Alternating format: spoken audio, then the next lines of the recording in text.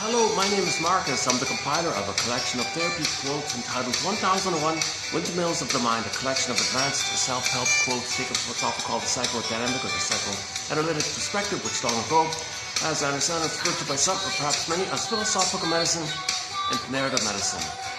All part of the openness to update theories, to update new interpretations, so we can come to a place where we can feel that it would be okay to accept something good, to love again, to love for the first time, or to accept pleasure for the first time, to accept that. There's a thing called NTR, negative therapeutic reaction. You're making some kind of progress, you think something's getting better, you're reading, you're talking or whatever, you're exploring theories, you're practicing self-help exercise or something, then it doesn't kind of work or something. NTR, you thought it might even get worse, you feel discouraged or something. Kind of like block like that. There's a deeper issue going on called the hope for a better childhood past.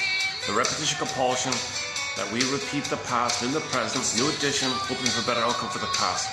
We have a hope to get mother's love in the past, which would have allowed for the original need for the secure attachment for the baby to go through a developmental process whereby his feeling of the sense of self, where he feels real and alive, called the ontological self, the sense of self, the embodiment, the soulmate, the feminine.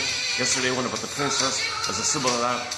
And it stays with you, so you feel real and alive, and it blossoms with you, and it's your identity. I feel that for Anne, your authentic I, your real I, and the gold of ball, the radiance of the feelings, primary feelings, joy runs the console, the capacities of the real self, so hearts in the body, intimacy, your connection with yourself,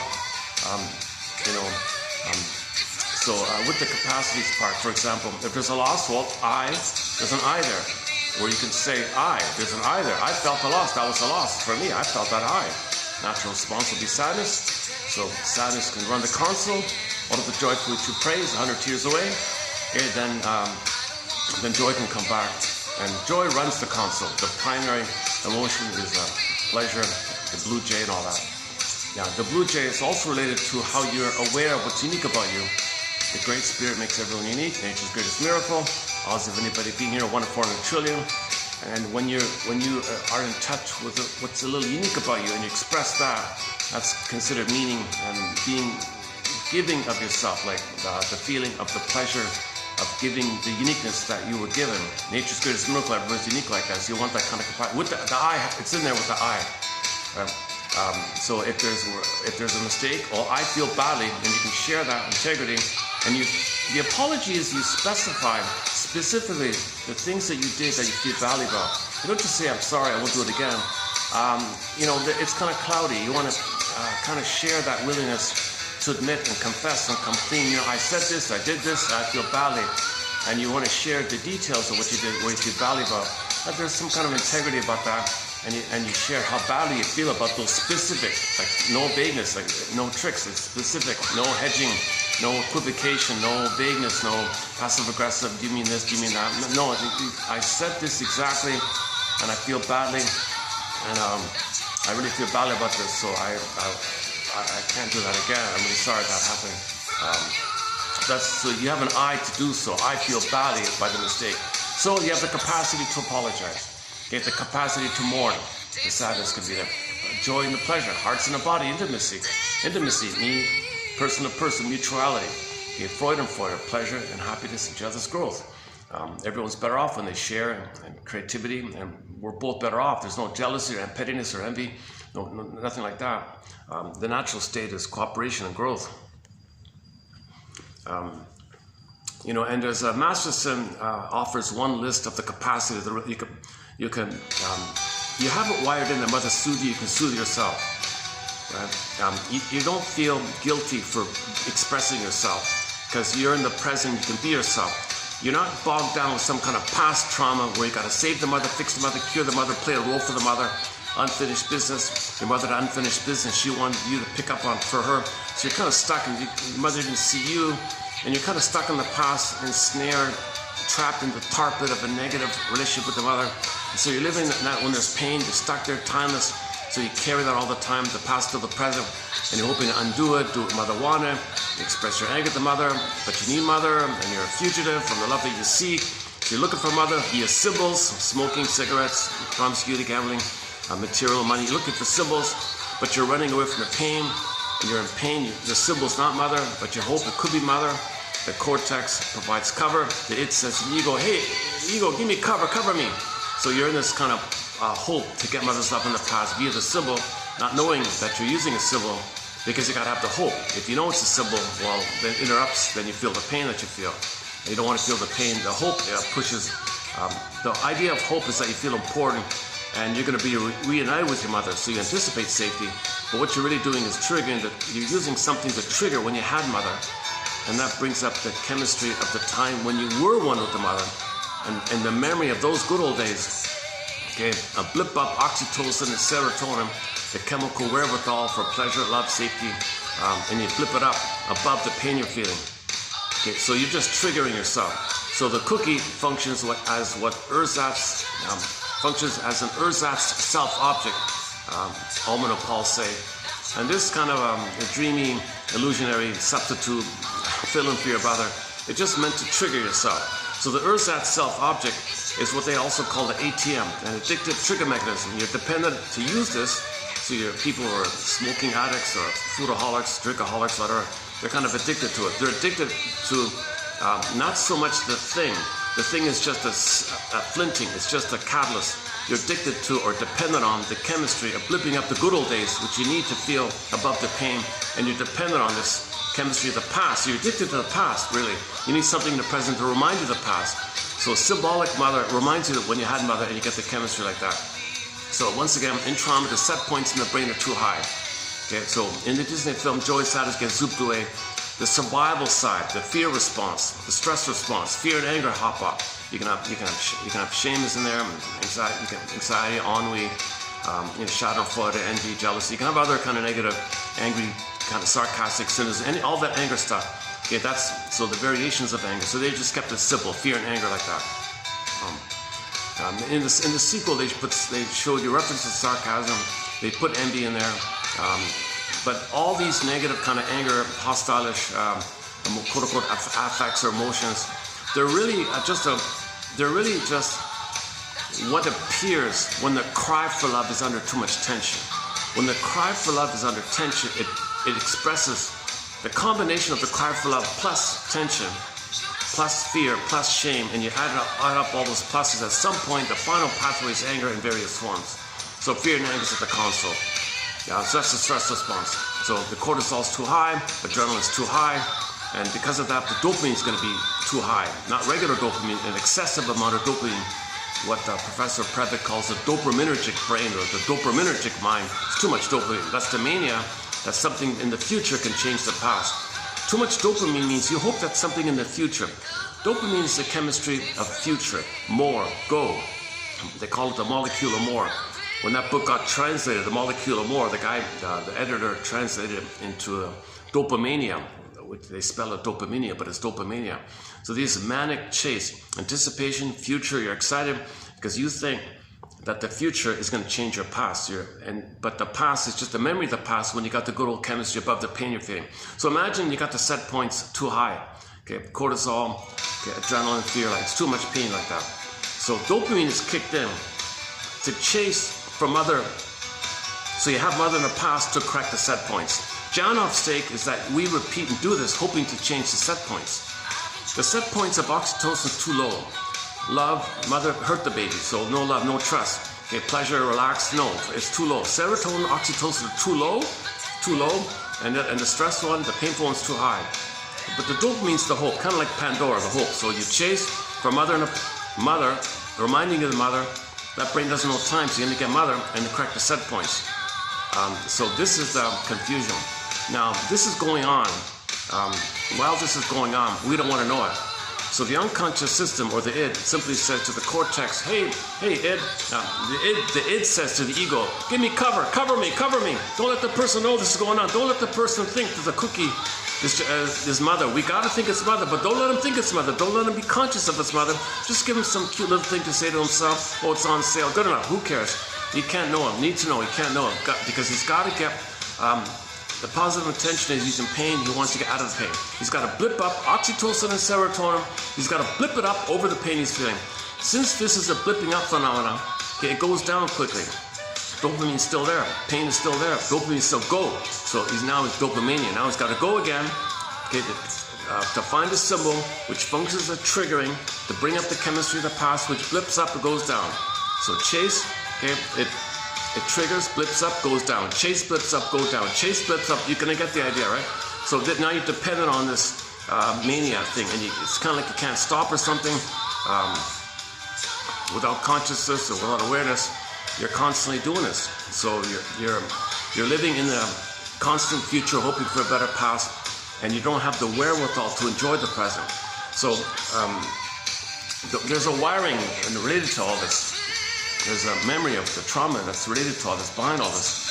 So maybe one update from yesterday's video is some people feel ennui, like they get stuff, they find a partner, it doesn't work, right? So like in the dopamine, like the Don Juan syndrome, right? They chase, they're thinking about the next. They only think next. They can't enjoy the present. They get something, next. They get a thing, see one tree, see them all, next. They need something new and novel to trigger themselves. But it may get to a point called ennui, where they get it all and they give up. And now it's a sad state. So now you're entering into this phenomenon called ennui, but the person doesn't believe or have any hope that it's going to change. So a good Twilight Zone episode for this is, of late I think of Cliffordville. You've got this manic character, he's very greedy and ambitious. Long story short, he basically owned everything, nothing more to chase. He only had to chase. He couldn't enjoy or love. The only quote-unquote happy chemical he had is the chase. That's the chemistry of the uterus time. Enter the joke, we spend the first 9 months of life trying to get out of the womb and the rest of our lives trying to get back in. So he was dependent on triggering the back-end chemicals. So he needed to chase. But it was blocked, nothing more to chase. He owned everything, he had a map, he owned everything kind of thing. So he begged the devil lady, played by Julie Newmar, the actress who played Vicky in Route 66, an episode entitled, How Much is a Pound of Albatross? She did a fun, it was a fun scene. So the devil lady in this Twilight Zone episode, of late I think of Cliffordville, she says to the guy, well, so you want to make a deal with me? Yeah, keep my knowledge intact, I know everything. I know the inventions, I know the dates, I know what's going to happen, when and when. Take me back to my youth, to my child, to my hometown, Cliffordville, name of the episode. Take me back there, but I want my knowledge intact. And I want to, now I can have more fun plundering. I can do it quicker. I can, my anger I can discharge. So he's only got anger, right? He's got greed and anger. So he wants two sides. He wants the greed and he wants to discharge his anger. So he wants to do it all over again kind of thing. It turns out the devil lady was kind of a little, won't teach him a lesson, let's say. So she said, "Are you sure? So what are you going to pay? You got to pay the devil, right?" "Well, I'm supposed to pay my soul, right?" She laughed. "You're kidding. You sold your soul decades ago. So how can I pay?" "Well, you own everything, right? I want it all." "Okay, fine.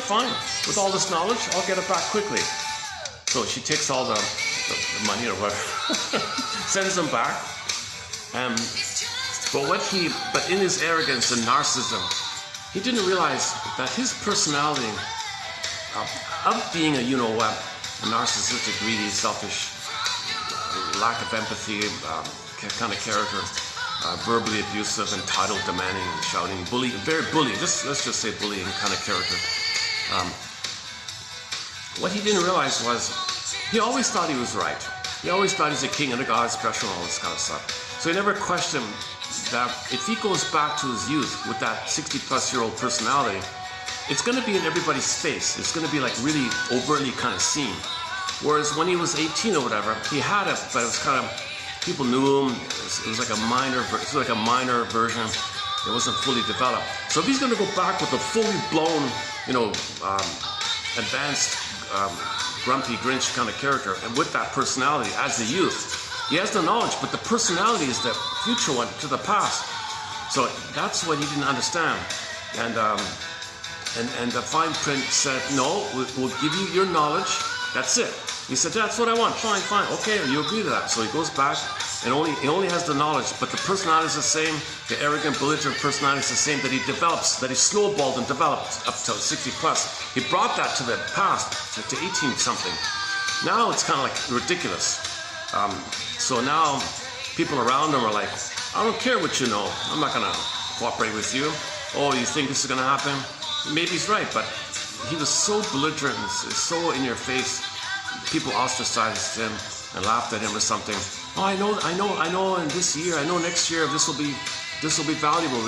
I ain't got no money, but I have the knowledge. So come on, cooperate with me, trust me. And they hated him, and so they pushed him aside like that. So he kind of suffered like this. He couldn't take it anymore. So he begged the devil lady, I can't live here. I can't be like this. Everyone rejects me. It's kind of like group therapy, right? Like I think I read this in group therapy. If some rude person comes in, his tricks don't work with the group. It might work one-on-one with the therapist, but it won't work with his colleagues and peers, kind of thing. So it's kind of like that. So everyone rejects him. So devil lady, I can't take this. Take me back to the future. Well, if I take it back to your future, it'll be based on who you are now. This failure, penniless kind of character. Oh, brother, well, I can't take it, so fine. So they took him back to the future. Turned out he spent his whole life as a just doing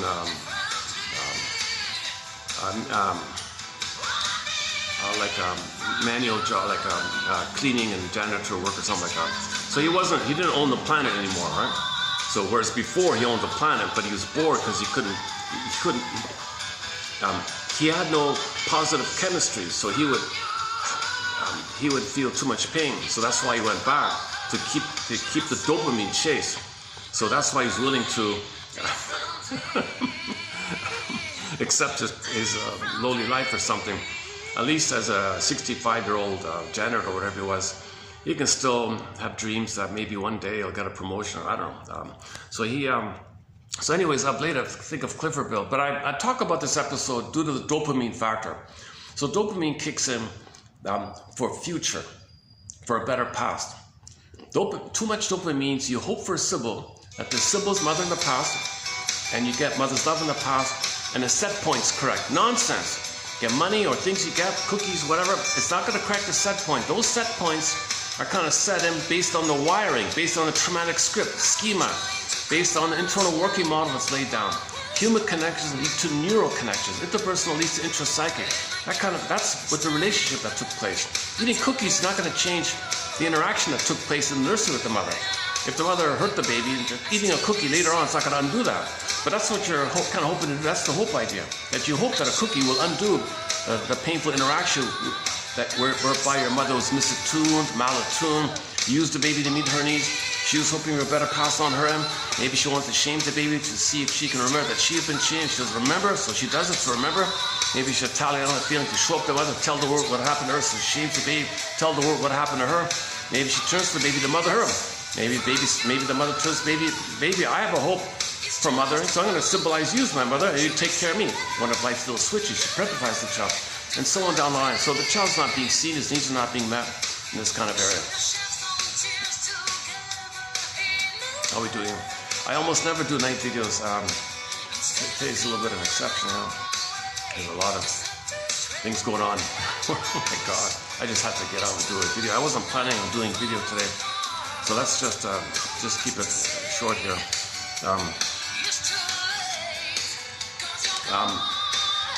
Okay, but I want to use this opportunity to follow up on another Twilight Zone episode discussed yesterday. Are we finished with the Clifford Ford one, season 4? Up late, I think of Cliffordville, the name of the town. So dopamine is a molecule of more, it's future for the better past. It's not about now. It's about hoping to get a better past so you can enjoy the now. Janoff says it bluntly, you hope to repeat to correct the set points. Doesn't work. We repeat hoping a better past, unresolved trauma, unprocessed trauma, unfinished business, unresolved issue with the mother, didn't get mother stop, pain. When the baby feels, just common sense, when the baby's in pain, he's going to reach for mother. But how does a person, their life force, reach for mother when they're out of the nursery? Well, they got to find symbols. Conscious or unconscious symbols, you look for those symbols because you got to have the hope. Okay, again, the cortex provides cover. But the hope triggers the past and you get the chemistry. Now we're in dopamania mode. Okay, so we're homodopamaniacs or something. If we're homotraumacus, that's why we're kind of greedy. That's why we're plundering the planet for a quick buck. We're just devouring and devouring. Because every time we devour, we have the fantasy unconsciously that the thing we get is going to be mother of the past to allow us to live with love in the present. Because you need the here and now chemistry, the here and now chemical wherewithal called oxytocin and serotonin to love in the present and have pleasure and safety in the present. In the present. You need oxytocin and serotonin to relax and enjoy the present. What a beautiful tree. I love the present. I feel warm. I feel in the present. I feel alive in the present. You're with your partner. You're not thinking about where you're going to go next. You're not thinking about what's on the menu. You're not thinking about tomorrow kind of thing. So you can enjoy the present. You can enjoy the here and now because you need the here and now chemicals like that. That's the byproduct of trauma. That's like the curse, the jinx. So one author said that after some kind of mourning takes place, after some kind of confession that mother failed me, mother betrayed me, mother abused me, oh my God, and you mourn about it, then you lay down a sense of a new feeling of okayness that had you been loved, had you been properly loved, had your mother loved you, you would have gone down a better path, a different path, the path not taken, the road not taken, had you been loved. So there would have been different circuits. You would have a different personality, let's say. That would have taken place had your mother loved you. Now you can accept you don't got to be loyal to her anymore. You don't have to be loyal to her anymore. You don't have to have this hope to get her love anymore because you gave up all, you gave the all up. Give up all hope for a better past. Give the all hope for a better childhood past. When you do that, when you can give up hope for a better childhood past, and there's going to be an emotional release like that. The pin pops out of the collar. You feel, you cry, you mourn, sadness at the console. Now you have a reality. You don't got to save the mother.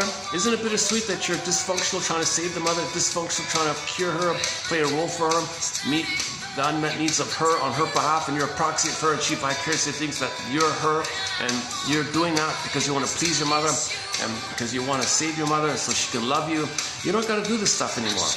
So when you mourn this futility of hope of getting mother's love in the past, then you set it up. Now you have a sense of a loosening of the thread of the neural circuits. Something loosens inside. Okay, so whereby now in the present you think to yourself, you know, I can enjoy the present. I can relate in a mutual, pleasant way. I don't gotta manic. I don't gotta symbolize a new edition of the past and the present, hopefully a better past. I don't gotta take revenge on my mother. I don't gotta see the world as my mother. I don't gotta battle with the world, thinking the world's my mother. I don't gotta, someone asks me, that's my mother criticizing me. You don't gotta project a critical mother onto, you're not living in the past anymore. When you give up hope for a better past, when you give up hope that you don't need to fight with the world, because the world's not your mother in the nursery, and you recognize that, then you're more in the present. Now, if you can accept being in the present, you lay down what he said, some feeling of a new sense of okayness, that if you self-activate from the present, if you choose some, what they call self-activation, real self-expression, real self-activation, something from your authentic self. It's undeveloped, it's new, it's undeveloped, your curiosity, what you're interested in, what's warm for you, okay, telling the truth, even something simple, something you like. Maybe before you thought people would laugh at you, no, I like him. I really like him, okay? Then you accept, then you have a new felt sense of okayness that now you can go down that road not taken. It's new, it's trial and error. You're going to resume development. You were frozen all along. The anchor's lifted. You're going to resume development. But it's trial and error, a lot of mistakes. You're going to bump around kind of thing. But you're going to experiment with what you like. Trial and error, trial and error. You're basically going to do what failed to take place very early on. You're going to pick up from the past like that. So now there's a real relief and a hope that now it's okay to be in the present. Now you can do what's unique about you. You're getting to know yourself, and you can live the love in the present more like that. Whereas without that, You see, without that, what's going on is there's still this old issue called repetition compulsion, the compulsion to repeat to get out of the pain. The pain makes us repeat, hoping for a better past. And if we're not aware of this circuit, this repetition compulsion, once again, Berger, we groove this circuit on the 45, carry it, new situation, play our one and only tune. We play, reenact, stage, new editions, same script, different cast. Different place, same script. Different people, same script. You're playing the same script, casting people into roles, hoping that it's all symbolic, it's like dreamlike, in a trance almost, a dreamlike hypnosis, hypnoid state or something. You're doing it kind of in a mirage like that, but to keep the hope for a better past. But nothing in the present is your mother in the past. And this thing about repeating can be kind of benign, where you just play yourself and expect others to reject you. And then you see it that way, you coax people to reject you, you prod people to reject you, you misuse the situation or distort or filter. Now today's one, filter. And then you see it, self-fulfilling prophecy, because you must see it in the past, to repeat the past, to know the past. You must recreate to know the past and feel the past. You're trying to get your story, that's why you're repeating. You're trying to make it conscious to you, so you keep repeating to remember. We're trying to recollect, we're trying to remember, so we stop repeating. Mr. Freud's most famous essay, Memory, Repeating, Working Through. We don't remember the trauma, okay, so we repeat in an attempt to remember. So we got to repeat, recreate, we got to recreate in an attempt to remember. That's the benign one. The more disturbed one, the troublesome one, or quote-unquote perverse one, is called the Faustian deal, Faustian bargain, identification of the aggressor, where the baby is in so much pain it becomes the mother. Mother, I'm just going to be you. I don't know what to do here. I can't be myself. I'm just going to be you. You want me to be one with you, I'll be one with you. But the deal is I got to shame myself the way you shame me. So in the new situation, he wants others to be him. Okay? And he can't accept anything from the quote-unquote union side to be him and others, because it was unaccepted in him. See, mother, I'm going to see some feelings in other people, or somebody's needs, or somebody's being honest, or somebody's being curious, wonderment or something. You see, I had that potential, you rejected it. I'm you, to be with you, okay? I can't accept it in them, because you didn't accept it in me, I'm her, and I'm you. See, mother, I'm just like you.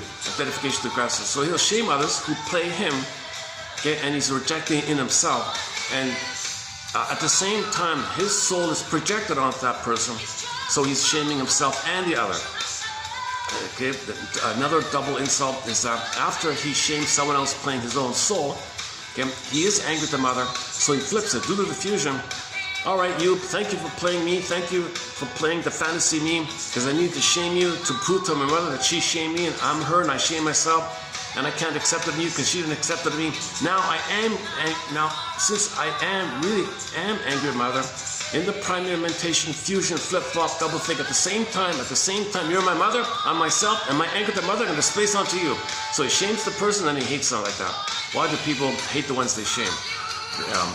It's one of the shorts in our collection here by Berger, one of our mentors, Edmund Berger. One of the most popular, one of the most viewed clips in his channel is called On Those Who Hurt Others and Then Proceed to Hate the Ones They Hurt, something like that, by Berger, almost 1,000 views or something like that.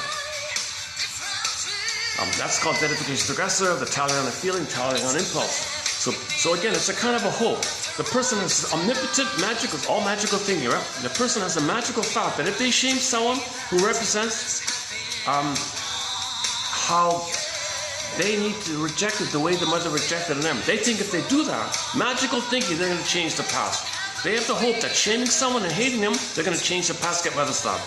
So you can think of it in different ways. The omnipotence of thought idea, or mother's going to apologize and invent the time machine, take it back to the past, say sorry, and do it properly. You got to change the better past.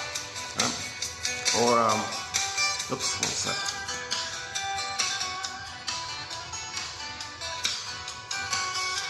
My first time to do it here at night. I'm not sure how it's going to work out here or not.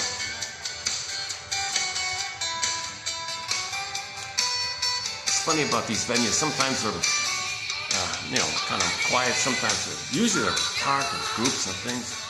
Okay, enough about the venue. Okay, let's just let me focus on yesterday's video. Not many views, to my surprise. I thought that wasn't too bad a discussion. I discussed another Twilight Zone episode called Come Wander With Me. Come Wander With Me. It was Rod Serling's final filming. It wasn't the final air, but it was the final one he made. It was sort of his, like his final message or something.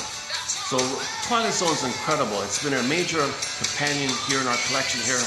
I'm focusing on the more analytic ones. He's got some, playful, speculative ideas, but he's got some specific analytic one. Twilight means unconscious. You're entering into the door open, open the door, next stop, okay? You see the door like that, the unconscious. So these stories are like fairy tales about the unconscious. So we've covered over 20 of them so far. Lately I played a comedy, there's a comedy called Baby I'm Back, and the kid saw his grandmother be nice to his stepson, and he stopped himself. Oh my God, I must be in the Twilight Zone. This other dimension. So something unknown is something new or something. So we live in these two worlds. So the opening narration was, Floyd, right? The guy's name was Floyd. So he's going to discover, can he understand that we live in two worlds? We live in two worlds, interpersonal, regular conscious, and this unconscious, invisible, shadow, unknown world, memories like that, that's driving us. Puppet master idea, organ grinder, monkey, okay, puppet master, like unconscious, conscious, okay, double self, secret self, shadow self, the one who walks with me, who's not like me, who is me. Someone's living my life, I know nothing about him. Everything about you that you don't know, it's called the hidden self or the double self. It's kind of driving things. It's got the memories there, your potential's there, what happened to you is there, how you dealt with the pain, your coping strategies, your circuits are there. A lot's going on in this unconscious world, symbolized as a double self. Now our conscious self, this little ego that we think we know, it's minimal. Iceberg metaphor, it's this minimal little thing, right? Berger has the metaphor, who has more power, the owner of a building, a fancy building, or the braggadocio doorman? The braggadocio doorman, you see, but who's got more power? The owner of the thing who's on a yacht, whom you don't see, you don't even know his name, it's got a shell, you can't even, invisible to track or something, but he's the owner of the thing. Who's got more power? This invisible owner on a yacht somewhere, or in a castle somewhere, who knows, or the braggadocio doorman? That's a little bit like that, similar to the iceberg metaphor. So these two worlds, okay, the braggadocio doorman and the owner of the building, what we don't see. Okay, we see the little thing that's kind of proud like that, and the bigger thing that we don't see that runs the thing. So we live in two worlds. This other world also is the dream world. Okay, like this is the world that when you wake up and you remember little things, that's little snippets, dream sequences that come to your attention. Now, when you write down those snippets on a sheet of paper on your bedside, you gotta treat that little snippets, what you wrote down, what you remember. Okay, you gotta treat that on a piece of paper as a letter from your soul to you.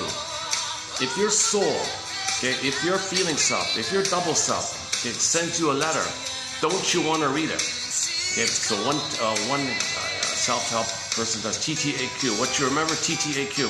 Give the dream a title. What's the theme? A for affect, question. What question do you think it's asking you?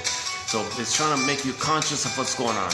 It's trying to make you conscious of some trauma, something you're trying to face but can't face. It's bringing your conflict to your attention. Miss Martin calls it the soft and the hard, the two sides, the feeling of you, the soft, and your anger and the trauma, and your anger, the trauma, the soft and the hard, you're trying to heal, but the memory of being hurt, self-activation, abandonment, depression. This conflict is called inner conflict. So you're trying to heal, you're going to repeat in your night. So you bring it to your awareness so you can get a clue of your conflict. That's one way we get a clue of the inner conflict, through our dream interpretation, what we remember in the morning. Or just simply, just in daily life, just free associate. Say what comes to mind. What does this remind me of? What does this suggest to me? Okay, notice your jokes, your type of humor, your play, your humor, your play, your Freudian slips, family systems theory. What role does the child play in the family? Notice your oral fixations, symbols of mother, your problem with the mother, trends onto money, look at your relationship with money, how it's a continuation of the battle of the mother. So avarice and greed and bargain hunting, all this entitlement stuff. So editor Edmund Berger's book, Money and Emotional Conflicts. So let's, okay, before I finish up with yesterday's Twilight Zone episode, Come Wander With Me, excellent episode. Let's touch a little bit on another Twilight Zone episode called Shattered Day. Okay, so they divide the healing journey or the Twilight Zone into 7 parts, and they named them after the days of the week.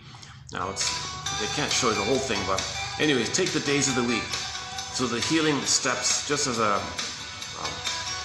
general guide. It's not perfectly linear or anything, but anyways, okay, first you got Sunday. So let's just list it: Sunday, Monday, Tuesday, Wound Day, Thorn Day, Free Day, Shatter Day. Okay, so let's start with Sunday quickly. So when we recognize at midlife something's wrong, something's off, okay, usually at midlife this comes to your attention. Then you open the door, labyrinth, Twilight Zone. Open the door, labyrinth. Okay, you go in the labyrinth. Need a thread, need a lantern, need a guide, need some kind of reflecting quality, some reflecting shield attitude, the spirit of discernment, like what's from your real, what's symbolic, your defensive needs. Can you discern defensive needs, symbolic needs, versus the real need of what happened to you? Can you make discernments? Can you have the practice of reflecting, what's going on like that, looking for the third side of the coin? The quotes are like a thread. The theories that we have here can be considered a thread. Ultimately, the carrying witness to free association. Free association is also one of the threads you need to free associate dream interpretation like that. Anyways, you start off in the Sunday. Remember the labyrinth, the minotaur is in the middle, right? The guy's thrown and gobbled up. Okay, so that just means when you feel gobbled up. Okay, when the baby felt, mother, I feel alive. She rejected it, anger, image, poof, monster of it, gobbles it up. So now it feels like the imagery means your feelings of your needs and how your needs are not met, and you cried about it, and all that's rejected, gobbled up. So this swallowing idea, this gobbling idea, all these cannibalistic images and myths and fairy tales refer to repression. It's going to get buried down. Now that time of you when you had a need and a feeling that got pushed down, in the Dante's tormented souls. So in the Dante's thing, okay, shame, okay, hell is a metaphor for shame, burning by the feeling, got a shame called hell. In the hell scene, you got the tormented souls. That's the time, that's you at those times, at those moments when you had a need and it was rejected. Had a feeling about it, rejected, tormented souls. So the tormented souls means suppressed needs and feelings, and it's kind of living there suspended in timeless, tortured pain. So we're in pain, it's suspended, it's timeless, no time in the unconscious. Okay, so the general myth was the guys were thrown in the labyrinth, the minotaur gobbled it up.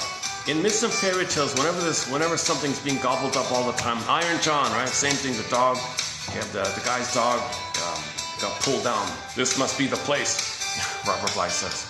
So all these frightening images like this, it's code for the feelings got zooped down. There's core in the field, earth opens up, crack in the earth, she got pulled down. So this means we want to feel real and alive.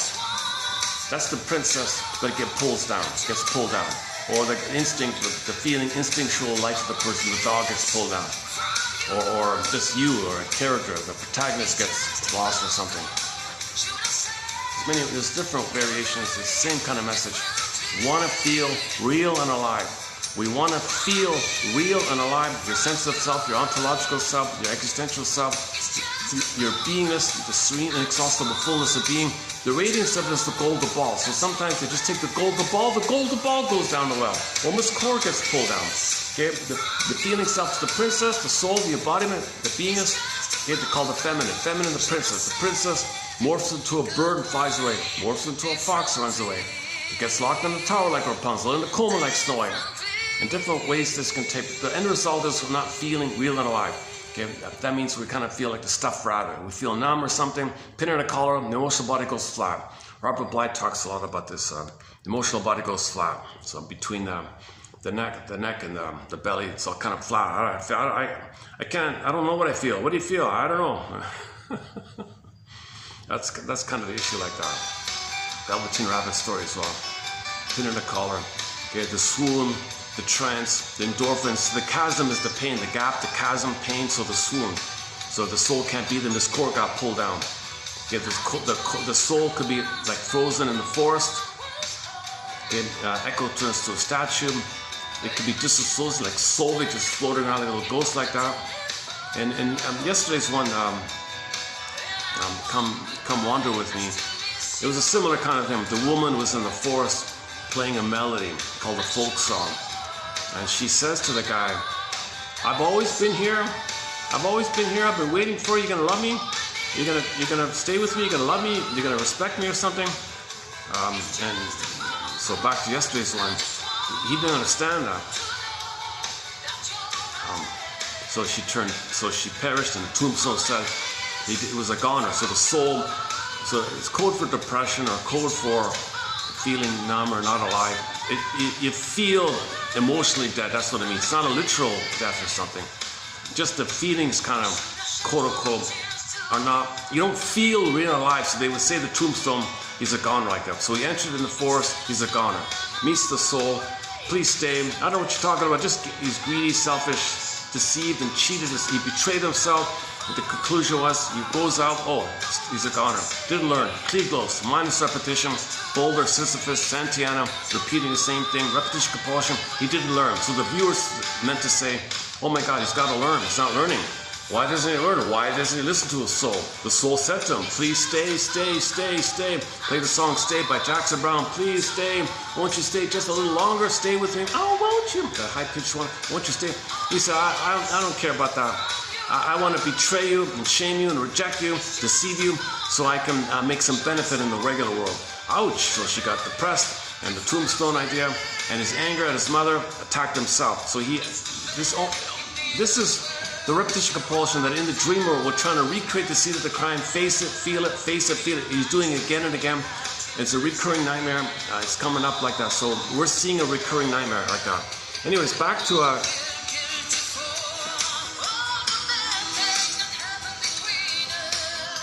luckily, we're doing okay here today. All right. Nobody needs to use the room here. The restaurant's packed, so I came here. All right. I'll pick up on yesterday's one, Come Wander With Me episode for a minute. Before, let's just finish up with Shatter Day. So first, in the labyrinth, you got to face the someday complex. Someday, a cookie will be mother in the past. Cigarette will be mother in the past. Money will be mother in the past. Someday, a woman will be mother in the past. Related to this is jungleism thinking, either or thinking, entitlement thinking. It's related to this. Oral fixations, basically, all or nothing.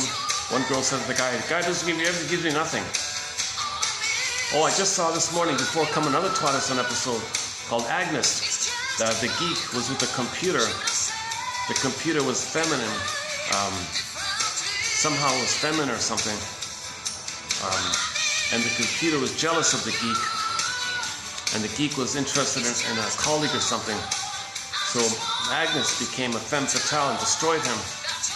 I thought you liked me. Look, I'm a woman. No, you're a machine. No, I'm a woman.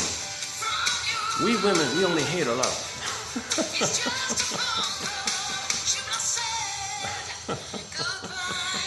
I'm not going to comment too much on it. It was a sort of a frivolous. I just watched a frivolous, fun little, silly little Twilight Zone episode called Agnes. They did a play with female, femme fatale, play like female. Sounds like femme fatale or something like that. So this computer destroyed the geek. Not only him, all the guys that came in, she destroyed all the guys, like the femme fatale thing. Every guy said, no, I can handle this. And Agnes would destroy all the guys. Agnes would say to the guys, I want exclusive 24, your attention. I'll play chess with you. I'll answer your question. I want your devoted attention to me. You're a computer. How did this happen?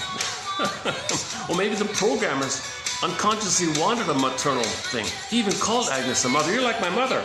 Maybe the programmers programmed the computer in an unconscious wish for mother, and it became the programming. The subroutines were created to mimic the programmer wanting a mother, so it kind of operated from that, had a life of its own, so to speak.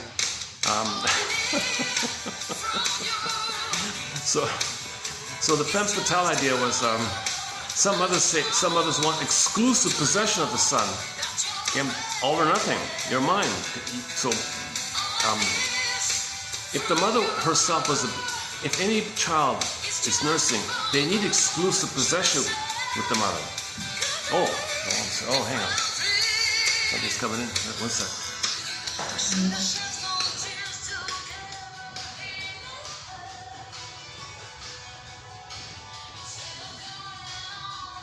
No, it's okay. All right.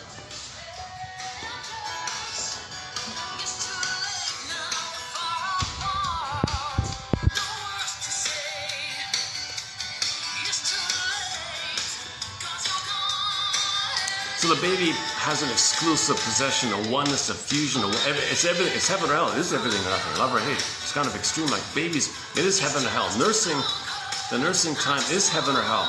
It's a blissful union. Unio mystica, participation mystique, heaven, garden, Shambhala, Shangri-La, paradise, and utopia, blissful oneness. Unio mystica, participation mystique, delirious euphoria. Baby's in a blissful kind of place. If mother's not around, click, it's hell for him. He can't do a confusion. He can't do ambivalence. He has no memory. Mother will be back in 5 minutes. He needs continuous paradise.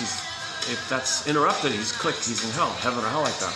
So that machine, Agnes, yeah, it's just either or for me, because the machine is programmed by him wanting that with his mother, but failed. So the programmer wanted exclusivity, put it in the machine, and the machine wanted exclusivity. That means the programmer wanted exclusivity. And in fact, he did want exclusivity with the colleague girl, whatever her name was, who had no interest in him. So he wanted this other girl, like an exclusive thing.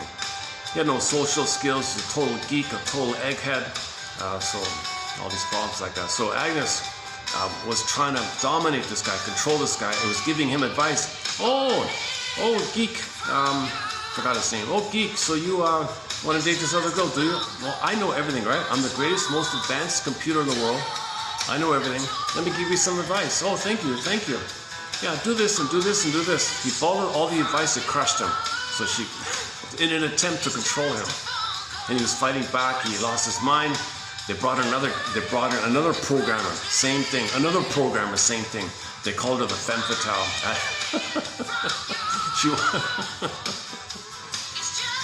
No, man. The Twilight Zones. I'm amazed that only last year a statue of Rod Serling was put up in his hometown. Just 1 year ago. Simply only 1 year ago, finally he got due recognition. They put up a nice bronze statue of Rod Serling with the door, you know. So back to Shatter Day. So the Sunday area is a major. A lot of it takes 20 hours to run through all that. So we cover the alcohols, one, oral fixation. A recent quote was, "The alcoholic is both God and helpless infant." Sarcasm is an expression in there. Okay, emotional eating and cigarette and promise gambling, all the different oral fixation, emotional eating, so on. And we discussed the cause of oral fixation called weaning trauma. Weaning trauma, the Shakira music album, where you see the image that if the fruit on the tree is plucked prematurely, it's unripe, it'll be bitter. They put a baby on there. The apple was pulled away, the nipple, meaning the apple, Tantalus, it was pulled away. The baby was reaching weaning trauma. That led to the oral fixations as shown in Kim Mitchell, the musician Kim Mitchell's album called Oral Fixations. They got the Maryse, the woman with the bountiful teats, the Maryse, everyone's gaga, Google, right? Oral fixation, obsession with women's Maryse, that's oral fixation. If men are obsessed with women's, that's for babies and milking, right? But men are upset, that's part of that. Then you got the characters symbolically didn't have that, so the symbolic didn't have it was, okay, the guy eating the wolf burger, the one smoking manically, the one drinking, boozing, one had the shakes, one is biting their nails. They all had the shakes because they want to show you it's an addiction. That if they don't get it, they're gonna have withdrawal symptoms. They're all like shaking like that. And the Maryse are the center stage. The center stage are the Maryse. the weaning trauma. They didn't get it, and they were under, because the baby's under the breast, so they were like under it like that. They showed you like that. So there's a lot of material about the oral fixations. The attitudes are a part of it, and not only it's not just substances like food and cigarettes and cookies and money, of course. It's also attitudes and philosophies like if it's extreme, if it's jungle, it's oral fixation. Okay, then when you realize this is all a hope to change the past, you get a moan. You got to get to some kind of moan day. So Sunday, moan day. Okay, whoa. Now you're in the labyrinth. You're on track. You got some kind of moan. Reality here. No cookies, mother's love in the past. No ice cream is mother's sweetness and soothing and comfort, and etc. So you got to moan here. What am I doing here? I'm kind of wasting time. Cleaglos, mindless repetition. Tantalus. Remember Tantalus reaches up, the nipple pulled away. Reached up, the fruit was the nipple. All these fruits in Tantalus were the nipple. Pulled away, pulled away, pulled away. Repeating. But he kept trying and trying. That's one way to think about the Sisyphus and the boulder and the rock and all that. Cleaglos, just mindlessly doing. You're repeating what happened, hoping better past. So you eat cookies or comfort foods. It's the nipples pulled away. You're repeating what happened originally. Repetition compulsion. We repeat, hoping better path, but we don't know it because once again, the id says to the ego, provide cover me. We can't know this. We gotta have the hope. We gotta have the hope because the chase lifts up the good old days, so we feel a little better for the moment when we trigger up the good chemistry above the pain we're feeling. So we're in this now. That's why we're in this hedonic treadmill or hamster wheel, doing this again and again, like I said. Yeah, I forgot about the hedonic treadmill, hamster wheel. So when you realize this hamster wheel thing, oh my God, moan, now you're moan day, someday moan day. Okay, then the next one, the deeper one, now you're going deeper into the labyrinth is the guilt one. You're not guilty, but when the mother hurts the baby, when the mother abuses the baby, babies automatically say to themselves, it's my fault, I'm wrong, I'm defective, unlovable, I'm shamed, I'm no good, I'm bad, mother's a goddess, she's wonderful. Babies must do this deception for their survival. They must believe the mother's a goddess, wonderful. And if they're in pain and the reality, need to know, baby cannot do reality. Another Twilight Zone episode called Need to Know, he cannot do this. That's what the Need to Know episode was about. So babies do what's called the moral defense. They'll say they're no good, so there's your shame and guilt. Babies they weren't born with shame and guilt. They only developed that to get along with the mother, to put some order out of the chaos. And they need to think the mother's good, but to account for the pain, they think they're defective. They weren't born that way. They weren't born that way. But they do that after the trauma. So now you're entering this whole topic on the guilt complex. So for the guilt complex, that's a major one. Another 20-hour topic. We do the Twilight Zone episodes, 30 Fathom Grave, Shadow Play, the revised one, The Moral Defense by Fairbairn, and a lot of other kind of quotes from people that you're not guilty. You're not guilty. No baby's born bad, defective, guilt. Nonsense. But babies need to believe that. They need to think this because they're in pain. Pain means they did something wrong, maybe. Pain means mother didn't meet their needs. Are they being rejected? Are they defective? Called shame. If they're feeling shame, they think they're defective. By being defective, does that mean they did something wrong by being defective? And by the feeling of shame, babies can't feel shame. So now I got guilt on top of the shame. And this whole topic of discernment between shame and guilt. Another topic, another branch like that. Okay, so a 20-hour topic on the labyrinth of the guilt complex. To borrow a phrase from the film Spellbound. Now all throughout, by the way, is free association, dream interpretation, family systems theory, Murray Bowen's triangle theory. You got to study Ann Teachworth's, I think, very helpful book is Ann Teachworth's book, Why We Pick the Mates We Do. That's part of it. Okay, so free association. Okay, before you get to the wound day, so Sunday, moan day, dues day, before you get to the wound day, that's a major working through process to get to the major wound. The major wound. Now that major wound, by the way, okay, you need a caring witness. And let's now do yesterday's discussion of the Twilight Zone episode entitled Come Wander With Me, about this core wound. there's the nightmare, facing this core wound today. So that was facing the wound today. He was trying to face it. And his soul, there's a part of him was saying, face it, face the wound today. It was so much, it was overwhelming. His mother shocking him and his anger attacking himself, it shocked him. So these shots you see, it's the shocking of the emotions, these sudden things. So that it's trans and symbolized for that. It's not literal like that. Don't think listen fairy tales. It's all symbolic. It displays, you transfer, symbolic. It represents. In the primary mentation, it's a different system. There's condensation, displacement, flip flopping, symbolization. Like that's not real. But okay. Anyways, so let's now pick up on the core wounds. So to allow for a new alternative track that we can make healthy choices and we don't have to fix the mother, save the mother, show up the mother, please the mother, win mother's love, still because we want a mother's love to develop, so we got to fix her. We're angry at her and we got to fix her. We're looking for her and we're a refugee from her and we hate her and we love her and we need her and all this. We're stuck in this mess with her. So this mess is due to the shock trauma. The shock trauma could be prenatal trauma, birth trauma, any kind of after time trauma with the mother. It could be a strain trauma, relational trauma, interpersonal trauma, ambient trauma, the ambience like that, the strain like that. The relationship's always misattuned. That this kind of interpersonal relationship can't develop. So some kind of shock's going to take place. There could be two shocks of the situational trauma. Oh, now you got the barbaric circumcision trauma. That's a huge shock among the other shock traumas, which can blend in with the relational trauma. So you got two kinds of trauma: the developmental stuff, which can be buffered over with your defense mechanism. Then you got an underlying shock trauma, which is developmental coping strategy can buffer the shock one. That's why in midlife sometimes the two come up. The sponge dries out. The developmental trauma appears called the delayed onset of PTSD from the developmental stuff. But the developmental coping blanket is now, if that wears out, the underlying shock trauma is going to come up. That's the nervous breakdown in midlife. Some people have this.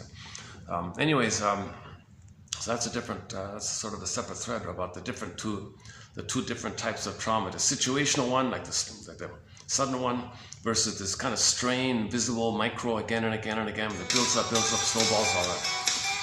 And while it's snowballing, you're coping, your wiring is dealing, your wiring is related to the trauma. Right?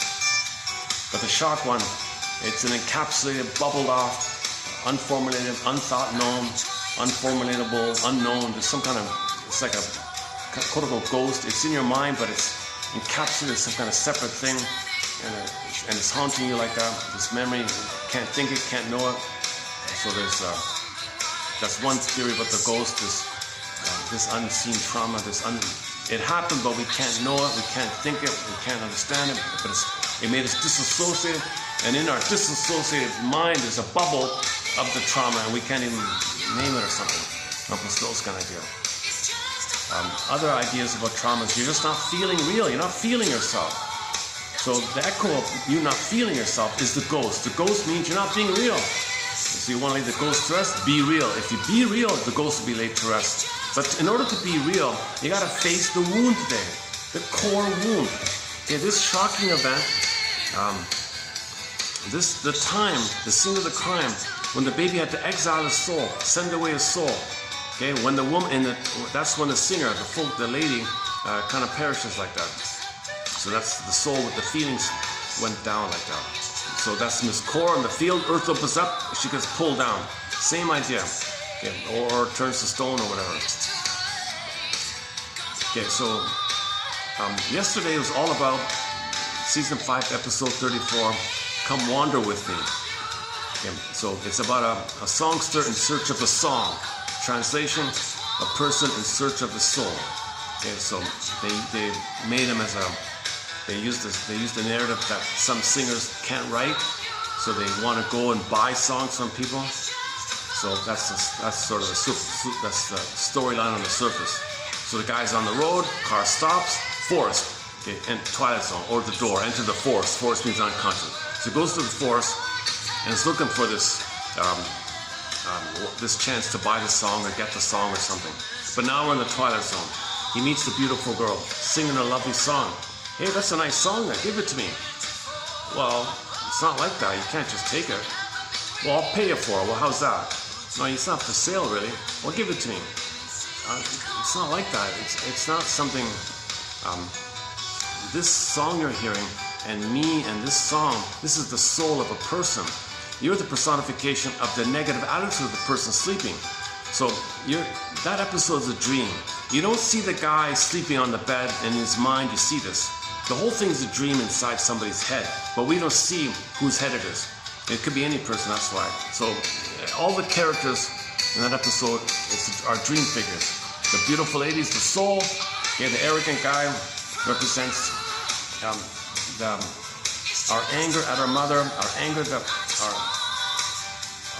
response at our mother, our anger at the mother, our angry response towards the mother. You put it all together, you got that selfish guy. Rockabilly, whatever it was. Floyd. So the soft and the hard. The beautiful girl was the soft, that's the soul, and the Floyd was the hard. The reason it was exaggerated, you might think, why is this guy like that? Why is he so violently aggressive? Because it's an exaggeration of the attitude of the sleeper. The attitude of the sleeper is he might be narcissistic and selfish, so it's exaggerated to feel it, right, inside.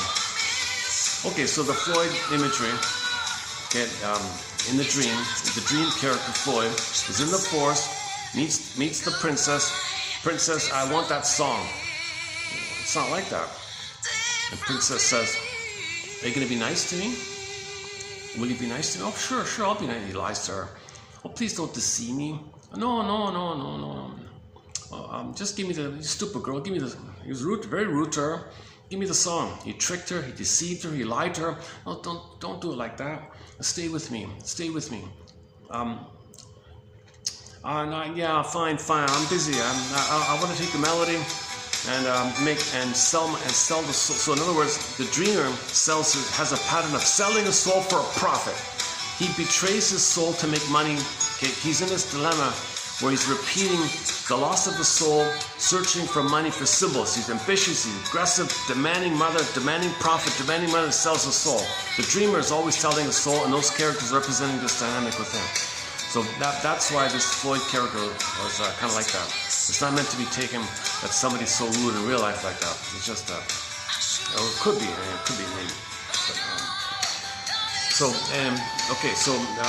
But, the princess says, this happens again and again and again. How about this time you stay?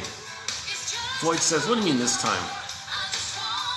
I see you all the time. You do this again and again. You betray me again and again. Why don't you be nice to me and stay with me? I don't remember. No, this goes on again and again and again and again. Why don't you stay? Stay with me. Ah, silly girl, give me the one. You never got it. That means the dreamer, as dreaming this, she doesn't understand this. So Floyd represents that the dreamer hasn't reached the place of recognizing that he betrays the soul. So we see the betrayal of the soul in the scenery between the two characters. So Floyd tricks the girl, takes the song, and the singer, the song is getting sicker, she's getting depressed. Okay, they show her sadder and sadder in the dark clothing, and the singer is singing lyrics in correspondence to the repetition of the loss of the soul. Oh, he betrayed me, things are going to get worse for him, Floyd's going to be a goner. Wait a minute, why'd you say that? Well, that's what I'm telling you. You got to stay with me. You keep doing this again and again. I don't remember, what are you talking about, dude? Are there other guys here? No, it's only been you. I'm the soul. There's only been you. So the feelings are in one person. Your feelings don't belong in someone else's body, right? So the soul said, I've always loved you. I've always been here for you. I've been waiting for you. It's only been you. Your feelings are only for you. I've been waiting, and I love you, and I need you, and I wait, and suspended, like Snow White in a corner, Rapunzel in a tower. The feelings are waiting and waiting. And he didn't get it. He applied some kind of typical Don Juan, I don't trust anything, I don't trust anybody attitude to his own soul. So this, again, the dreamer, whom we don't see, betrays his feelings. So that character wanted to steal the song and make a buck like that. So as that's happening, the lyrics of the song are correspondence to it. So he reacts, he panics, his anger attacks him. So the first one, something that kind of wanted to protect his soul, he attacked what's protecting his soul. Right? So there's something in him that wanted to protect the soul, he attacked it. Really angry by this. Now he's really angry at all this, so he's attacking himself. So first he attacked the attempt to protect the soul. He attacked that resistance to healing. He attacked the fear. He attacked nature. Like nature's trying to heal him. He attacked it. He's so afraid. He's so afraid to trust and love, right? And after that, his rage at all this attacked him. So it was like 1 and the 3 at the end. And then you see the tombstone. Floyd's a goner. You enter in, you see the sign, Floyd's a goner. Okay. He doesn't see it, but we see it, the viewer sees it. Okay. Meets the princess, cheats her. Okay. All the drama that goes on. At the end, oh, we see the same thing, Floyd's a goner. He repeats it. Klegos, hamster wheel. The viewer's meant to get the message that why doesn't he listen to the soul? Why don't we listen to our soul? Why don't we respect our feelings? Why are we having what? Can we notice that we're trying to feel, we're trying to have our feelings, we dream to get our feelings, we dream to heal. Can we support ourselves? Can we support our own inner child of the past?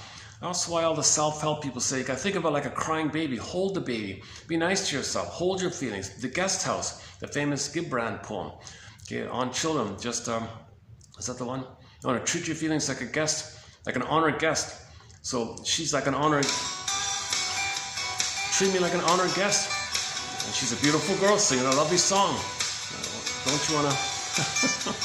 But we see how difficult it is. We see all the dynamics of the fighting that went on between the baby and the nipple, the mother. Mother wasn't doing it right, the baby was angry, baby bit the nipple, mother hit him, all this battle going on between the baby and the mother. You see this kind of battle going on in the dream world, and then the person wakes up all the time with the nightmares. It's a recurring nightmare to reflect his attempt to face and process and look at, confront and wrestle with and grapple with and wrestle with and grapple with and face and understand, okay, that so he can feel again. We want to feel again. We want to now feel we couldn't have felt. Baby couldn't feel it, but we're older, it comes up. So now as we're an adult, maybe we can feel it now with our adult resources, with our adult mind. So you want to build the adult mind so you know what's going on, so you can feel it in your body. You want the body to come alive again, you want the pin to pop out, you want the phoenix, the firebird to come alive again. And then that tombstone would disappear and it would be an egg, a potential, new life, a virgin birth, whatever you want to call it. Yeah, that's what that means with that. No, let's discuss about that one. Okay, that's the wound. So when you face, when you, so in that one, if you could stay with the feelings, okay, then the anger would dissolve, the egg would appear, the guy sleeping would wake up and he'd feel better. I feel like a new person. He had a healing dream because he did some work in the daytime. He had a healing dream. He can be healed in the conscious daytime, or maybe it can happen. There are healing dreams like that. If he does the work in the day, it will reflect in the night, day and night, as we live in two worlds. That's what he means. Can you live in these two worlds like that? So if you do conscious work in the day, you might get some kind of healing dream like that. But again, you need a caring witness, an enlightened witness, a supportive witness who doesn't say, there now, get over it, what's wrong with you, don't complain. Come on, just take a beer. You want a beer? Distract. Because the caring witness, you need the experience of a caring witness. It's a new experience to have your feelings and someone doesn't shame you or mock you for it.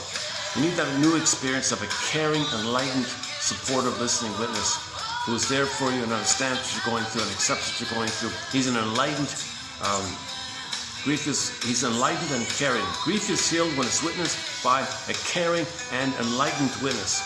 It's hard to have that kind of thing, but that's what the whole therapy theory is about. Can the therapist get to that place on his own and offer it for others? And then when you face the wound day, the greatest hurt of all, mother failed him. Now, in the Twilight, in the other one, the imagery is the Medusa. You're facing the Medusa. You know, the combination of your anger with the mother blended up, or the Minotaur. The combination of your anger with the mother blended up. And can you unblend? You gotta understand your mother's impaired, forgive her, understand, and parse out your feelings, and then parse it out. When the Medusa one is faced, you poof, Pegasus and Chrysaor. Medusa was pregnant. She was pregnant with twins. The twins were the feminine and the masculine energies, the soul and the doing from the soul. Or Snow White. The miners brought up material from the unconscious. The gems, they were miners. The dwarves were miners. Snow White would befriend the dwarves. The dwarves were helping her. So you go along with the process of making the unconscious conscious. Dark, shadow, unknown, can't see, dark, soil, down, bring it up. Or a fishing idea, or a water idea, or the soil idea, you got to bring up material to consciousness. And as that was taking place, she's getting to know what was unknown, getting to know what was unknown. This goes on at some point when she has enough knowledge of herself, then she can wake up. That moment of waking up, that means she can do, that's the masculine, the idea that she can do from the feeling. The imagery is the prince, means the masculine. The prince kiss means she can do from the feeling. You want to be able to do from the feeling. The do is the masculine, the feeling and the being is the feminine. From the feminine, the being and the feeling, you want to do from the being and the feeling. When the doing is from the being and the feeling, that's, now you're healthy, you're healed. Your doing is ethical, moral, virtuous. You feel alive, you're in the present. You can be in the present, you're complete, you're whole, more or less like that. So when you face this wound, the greatest hurt of all, mother failed me, mother abused me, because she was in a panic and enraged to aggressively turn the baby, to convert the baby into be a mother for her. Or she wanted to shame the baby to communicate that she had been shamed. Or she wants some magical thing, you shame the baby the way she had been shamed, thinking it'll change the past. So the baby's not being seen by this, so the baby's being abused like this. So the greatest hurt of all, mother failed me, mother betrayed me, she had emotional dyslexia, emotional warping, she was impaired like that. So when you face these kind of things, that's a huge journey between Doomsday and Wound Day. That's a major journey, a major long journey there. And that's the broccoli boat in the Disney film, the free association. During that free association time, Baba Yaga is going to appear numerous times. Number one, can you update your either-or thinking to both and thinking. You cannot heal with either-or thinking. You cannot heal with jungleism thinking. Okay? You gotta have a both and kind of appreciation. It's not either-or, it's both and. Get third side of the coin, third side of the coin. Can you find the third side of the coin which holds the other two sides? The coin holds all the sides. It's the third that holds, the thin one that holds the other two sides. You gotta have that kind of both and mentality. And then Baba Yaga, okay, the symbolization of the healing forces will let you progress. If you don't do it, gobbled out. And then Robert Bly loves to play the role of Baba Yaga. Oh, yummy, yummy. Gobbles them up. Oh, you don't see, you still thinking either or? Gobbled up. Delicious. And another one comes up. So is it A or B? 80% A and 92% B. Okay, a live one. He sees it's some kind of blending of both and. It's not either or, something new, a third. It's not either or, it's something both and. So he lets them pass like that. And you got 3 Baba Yagas. That's the first one. So we go on with that. That's the Maiden King story. Excellent story about that one. Anyways, so we get to the wound, right? In the Disney film, that's what the free association book gets to the orbs. When the orbs rush up and they ride the orbs up, that's like the phoenix in the fire, body comes alive. The orbs rushing up inside, that's the unconscious feelings come alive. Phoenix, firebird, emotional knowing. Now you get emotional knowing. The pin pops out. Free day. The pin is the thorn, and then the porn pops up. The thorn pops out. That's the free day. Now you're free. You've emancipated yourself from mental slavery. Now you're free. Now the Shatter Day idea is it takes time to get used to this new you. Now you have a feeling that it's okay to make good choices. If you can stay that, then the lingering false self, the old way, is going to shatter away. If you accept that now you can accept that it's okay to be in the present, then the false self, finally the false you, okay, shatters away. So the death of the false self is the birth of the new life. The death of the old ways, so the motif is something dies like that and a new one comes up. Okay, the death, rebirth motif. That's the Shatter Day, right? Huge irony about that episode because the actor who played it in real life is all against that. he played something that's the opposite. His real life was all about the opposite of that, right? Kind of sad like that. Sometimes it's a little cynical. Or maybe it was before all that, I don't know. So the actor who played it, in real life, is a major promoter of plundering the planet for a quick buck. But here he is playing a role that's meant to be a metaphor for can you be true to your feelings, but when you plunder the planet, you're anti-feelings. And here's a show about supporting your feelings. And yeah, so in Shatter Play, the same actor played both, right? He played the false self and the true self. And the condo represented the body. So whenever you have a dwelling, like a condo, an igloo, a castle, a house, any kind of structure, that's the body. We live in our body, right? So we all live in a psychic house called the soul castle. We live. The we live, that's the feelings. We live in the house. We live in the body. Okay? When the princess Rapunzel is exiled, the castle is empty, all these problems. Likewise, when the feelings of a person are exiled, we have problems in our personal life. When the feelings come back, we're healthy. When the princess Rapunzel comes back, all is well in the kingdom, and the crops grow, and the people have kids, and things are healthy in the land like that. So it's a parallel, right? In that way. One sec. Let me have some of my caffeine here. This is a place that sells the double.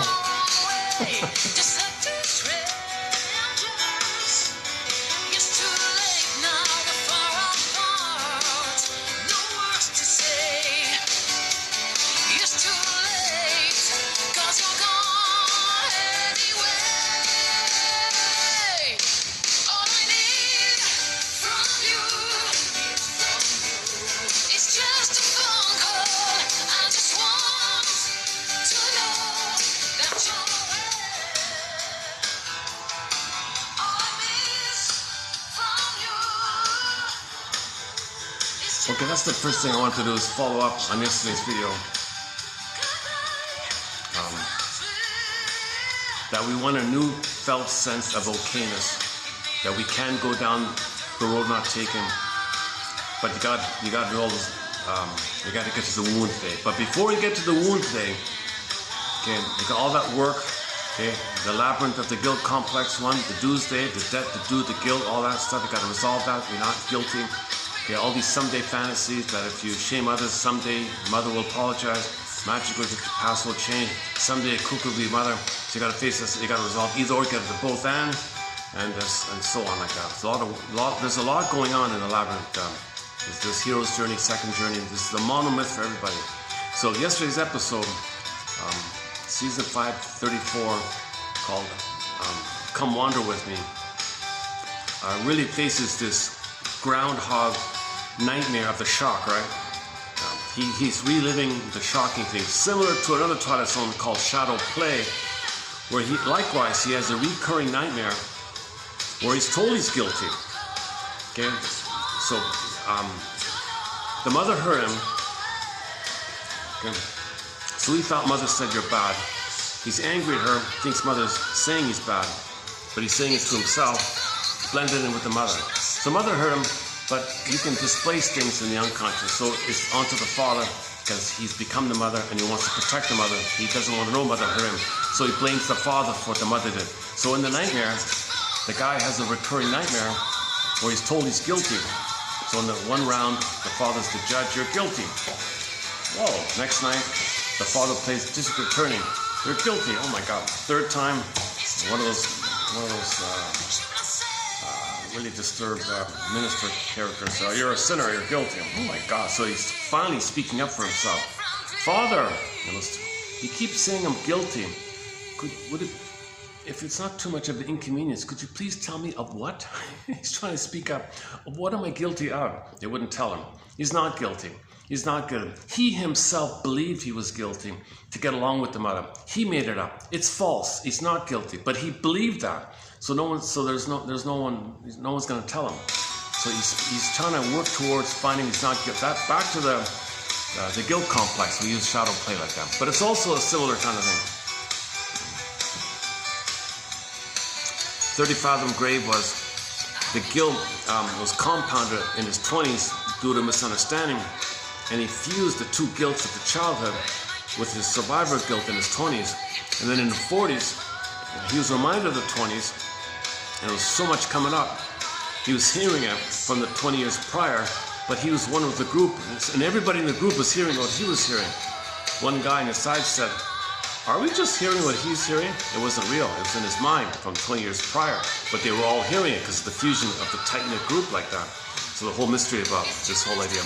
So the conclusion was, man, oh man, you've been given a dirty rap in life. Your mother said you're guilty, but you're not. You had to make yourself believe you're guilty because she hurt you. That's a dirty rap. 20 years later, misunderstanding, and you blamed yourself for this. You got a dirty rap. You've been carrying this albatross. You've been carrying this heavy load of guilt. Oh my God. And it was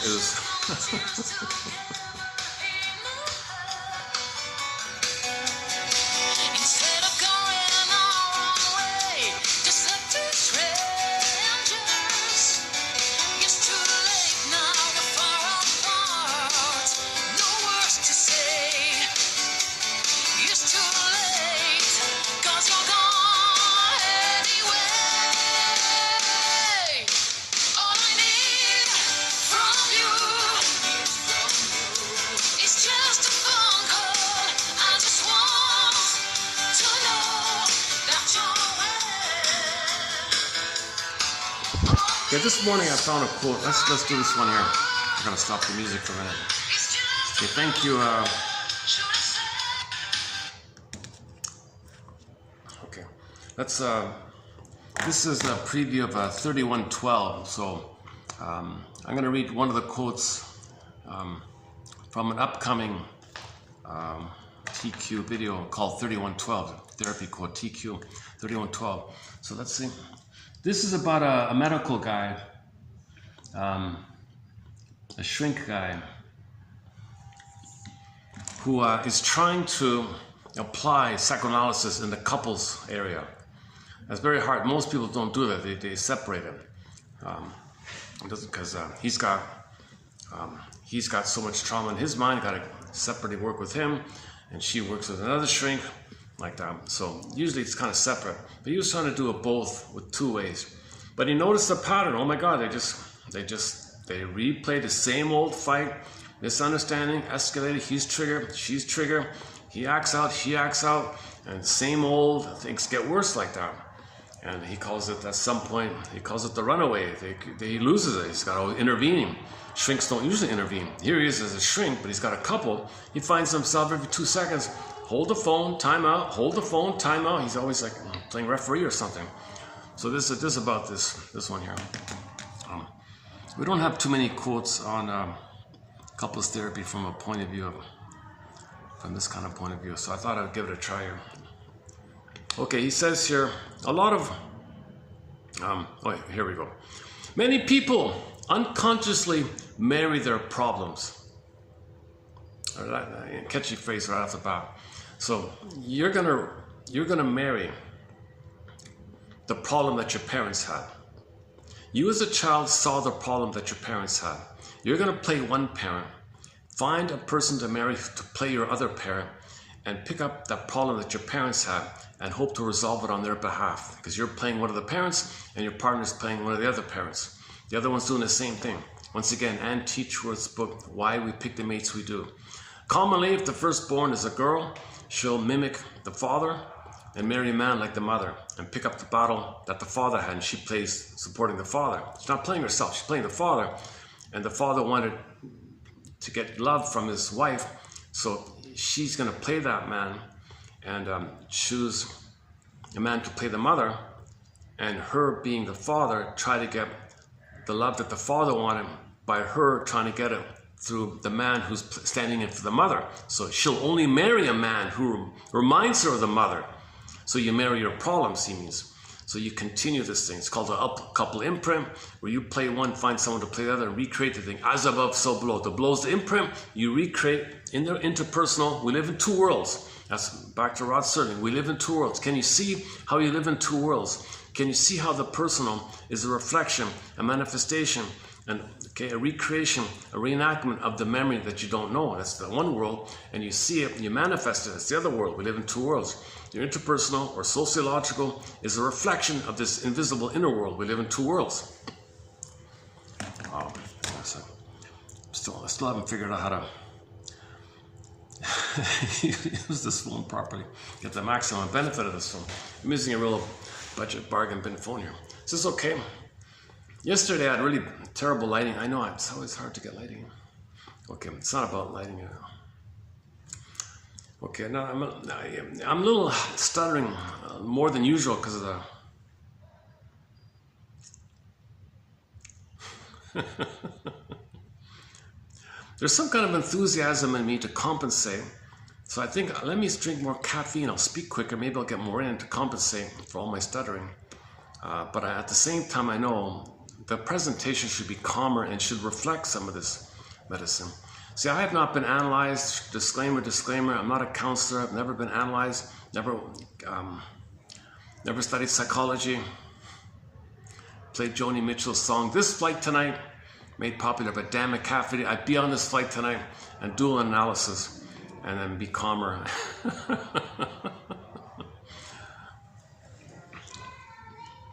So I'm just doing, in the meantime, best I can here. Many people unconsciously marry their problems. So once again, the theory is the problem is your parents had a problem. So you're going to play one parent, find a partner to play your other parent. So you married the problem that your father had or mother had. In the case of the firstborn, she's going to play the father, find a man like the mother. So you're going to marry the problem. Typically, if it's the firstborn is a boy, commonly the pattern is 80%. She said he's going to mimic the mother and pick up on her issue. Okay.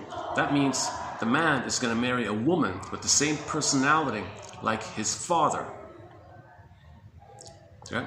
So his wife is the father, he playing the mother, and he's going to continue as above, so below, the battle, the memory that the parents had. He's playing the mother, picking up the baton from the mother, and wants his wife to play the role of father. So he's going to coax her, prod her, induce her. Come on, my mother, you ignore my mother.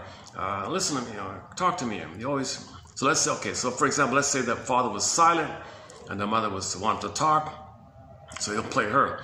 So he'll choose a silent woman, passive-aggressive silent woman, the way the father was, and try to coax her and change and get a better outcome. It's not going to work because he'll only be attracted to someone like the father, a carbon copy. So it's the same thing's going to happen. It's not going to change. You're only drawn to someone to play that role because you're following the wiring. That's all you know. It's a conditioning like that. So the woman's the main example in the book was the woman consciously said, I would never want to marry a man like my mother, but she would only be in limerence, love at first sight, spellbound, infatuation, obsessive love, if she meets a man who's like the mother. But you won't know it at first, but she'll only be excited, love at first sight, if the man is like her mother. So she jumps in, gets married, a little while later, oh my God, you're just like my mother. How did that happen? I never wanted to marry a man like my mother, and you're just like her. Critical, narcissistic, whatever it is. So she escaped, and a little while later did it again. How did that happen? Third, fourth time. After the fourth time, she ran to the shrink. Please help, why am I doing this? And she explained to him, all these men are like your mother because you're playing the father. I'm playing my father, I'm not playing myself. No, you're not yourself, you're playing the father. You're picking up his battle. You're trying to fix him. Because if you fix him, then your mother will get the love that she's looking for. And then you'll be loved by your mother. The second in the family order, the second flip, whatever the third is, the fourth will be flip. It tends to be a pairing like that, she said. Oh, again, hold on a second.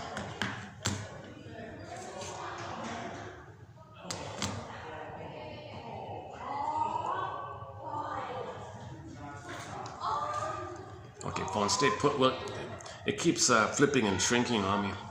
Okay, many people unconsciously marry their problems. Oh, somebody wants to come in? Oh, hold on a second. Oh, no, oh, okay. Oh, they're just... They're just looking. All right. Many people unconsciously marry their problems. Couples choose. Okay, so he's a counselor, and he's talking about the couple coming to therapy. So they enter the office. Hello, how can I help you? And he says here, yeah, the couples who come here to therapy, what they do is they'll identify some topic, and they'll resume the fight. You didn't clean the dishes or whatever. They'll pick a topic and they'll start fighting again. Then I get to see directly why they're in therapy. Almost invariably, the patterned circular process, quote unquote, the dance, it's painful, it's in quotes here, they use to talk with each other, not only fails to make things better, it makes things worse. Each couple employs its own signature process, but in all variations, the initial problem is soon left behind as defensiveness escalates. So whatever problem it is, it's just like they're fighting, right? It's not even, the issue's not even there anymore. And the little thing was a mask for a bigger thing from the past. They don't even know that even. They're just fighting and surviving. Now they think it's survival or something. Now they're triggered from the past. So they're just triggering themselves. The stress increases. The more survival, more fighting. Come on, listen to me, whatever. Empathy now is lost.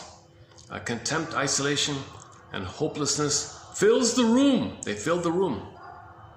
And the relationship, okay, well, I guess it's too small. Hold on a second. Let me see if I, oh my God. I gotta change this here somehow.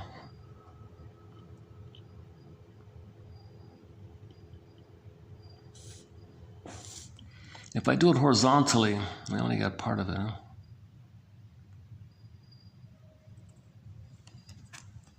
Each couple employs its own signature process, but in all variations, the initial problem is soon left behind as defensiveness escalates.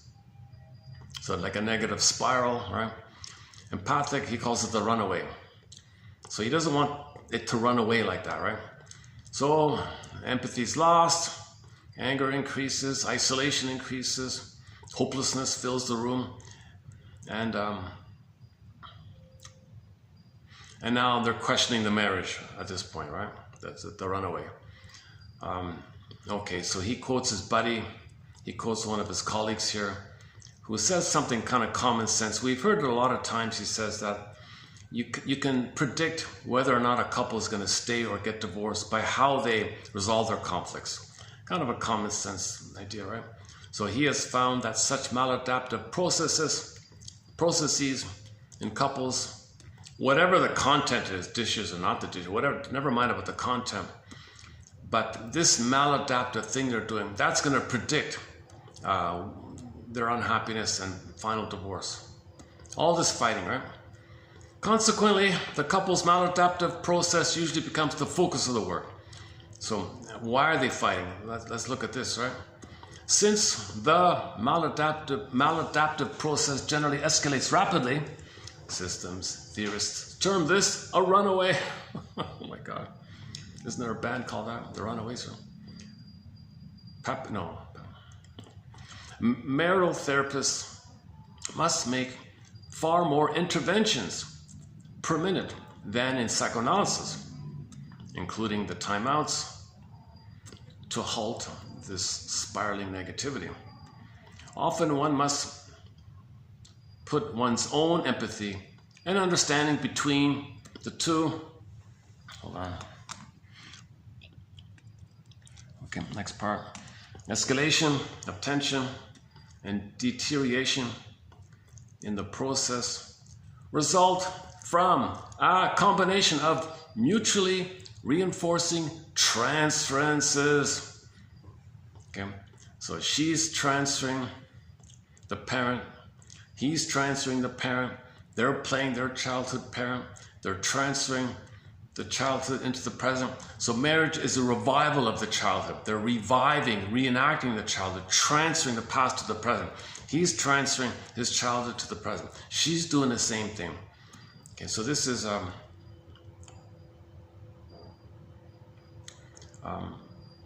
mutually reinforcing transferences. Each partner's worst fears, then self-fulfilling prophecy. Each partner's worst fears appear confirmed, as this person says in 89. And projective identification, each partner's attempts to attribute and induce. You're trying to induce the other into a role. You want the other to play the role. You play, so the man might say, you play, I'm playing my mother, you see, so you got to play my father. And she's saying, no, I'm playing my father, you got to play my mother. Well, it doesn't fit. That's why they're fighting this coercion to make someone play a role from your past. Because you're living in the past, dwelling in the past, lingering in the past, in pain in the past, you're unresolved, you're unmourned, you're hoping for a better outcome. So the marriage is an attempt to get a better outcome for your parents. Can you believe it? The marriage is an attempt to get a better outcome for your parents. My ability to interrupt, my ability to interpret and interrupt, my ability to interrupt and interpret these developments has been my only chance here. So he's got to do both. He's got to interrupt them and interpret.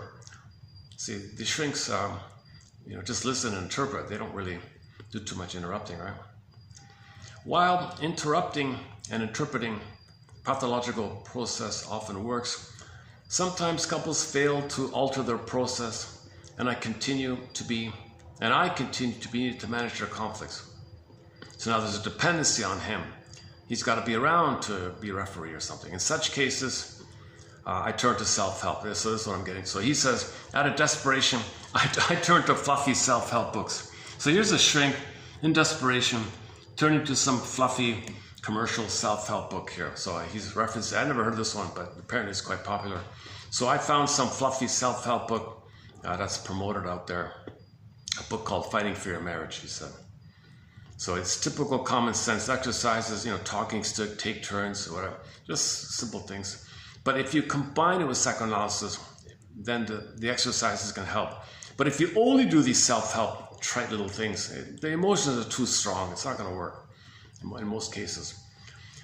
So these self-help exercises, they amount to a prosthetic structure, allowing communication to proceed more safely. When this approach is successfully employed, the analytic therapist will frequently be pleased by the new levels of psychological depth and empathy that can follow. So there's a delicate blending. If the shrink is there to interpret, and he's there to intervene to enforce this, facilitate the talking stick. No, your turn to talk, whatever. What did he say? How did you hear him say this? So I took a quick peek before starting this video at this self-help book. I didn't read it yet. I just looked at the table of contents, and there's nothing analytic in about it. The only thing that might be slightly analytic is the idea of filters. So I thought, I can only find the current edition of the book's not available, withdrawn. You got to buy it and all that stuff. But there turns out the original 90s, the original edition, first edition is available. So I thought I might just quickly comment on this idea of filters, because that's what we do. We filter the present by overlaying the past into the present and seeing the present through the filter of the past. So let's take this up then. So this is just a general idea about filters, but let's give it a try here. I just read the first couple of paragraphs. Hang on. Where are we here? Let me dig it up here. Oh, yeah, here we go. Okay. When what you heard isn't what I said. Understanding filters in communication.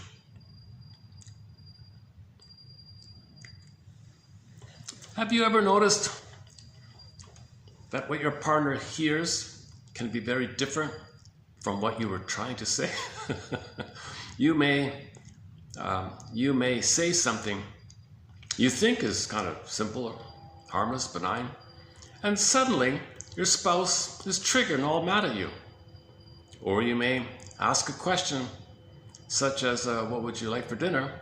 And your partner starts complaining about you're not doing your share of the work. Oh. We have all experienced the frustration of being misunderstood. You think you're being clear, but your partner doesn't seem to quote get it. Or maybe you're just sure you know what she said yesterday, and today she says something that seems completely different.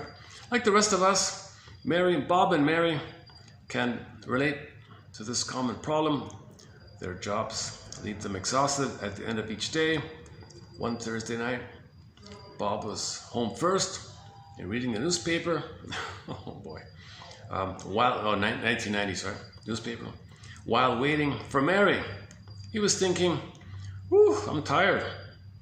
I bet she's tired too. I'd really like to go out. Let's go out and eat. Just relax. Let's go to a little bistro and relax. He's thinking to himself, that's a good idea, right? Yeah, let's do that. Here's what happened. Okay, so the girl comes home. Bob says, hey, darling, what should we do for dinner tonight? What should we do for dinner tonight? So there's already like a problem right off the bat. What should we do for dinner tonight? Okay, he didn't say let's go out. We're both tired. Why don't we go out or something? He just said, what should we do for dinner tonight, darling? She gets angry and says, why is it always my job to make dinner? I work just as hard as you do. Whoa! He's thinking to himself, why is she being so negative here? He barks, but he replies, hey, it's not always your job to make dinner. I made dinner last week, didn't I? And she replies, well, bringing home burgers is not really making dinner, is it? Okay, just forget it. Let's not go out anyways. I didn't really want to go out anyways. What? You never said anything about wanting to go out? I did. He didn't. He thought it, right? He thought it, but he said, what do you want to do? He didn't say, do you want to go out? I did. I asked you where you wanted to go out for dinner, and you got nasty. What? Nasty? I got nasty. You never said anything about going out. Did too. You're never wrong, are you, Bob? Sound familiar? You can see where things went wrong for them on this evening. Bob had a good idea, yet conflict blew out the evening. Bob was not as clear as he could have been in telling Mary what he was thinking. This left a lot of room for interpretation, and interpret Mary did. She assumed that he was telling her to get dinner on the table. Filter, right? Confusion, filter. Okay, so this kind of miscommunication is all too common and frequent in relationships. Many of the biggest arguments start with one of you misunderstanding what the other meant, with the misunderstanding itself being what then drives the angry words. What is it that gets in the way of clear communication? What is it? Could somebody help me here? Question mark. What is it? What's going on here? Why are we having these kind of misunderstandings? Okay, well, let's keep it simple. Let's just call it filters. Filters change what goes through them. For example, a furnace filter takes the dust out of the air. A filter on a camera lens alters the properties of the light passing through it. A coffee filter lets the flavor through.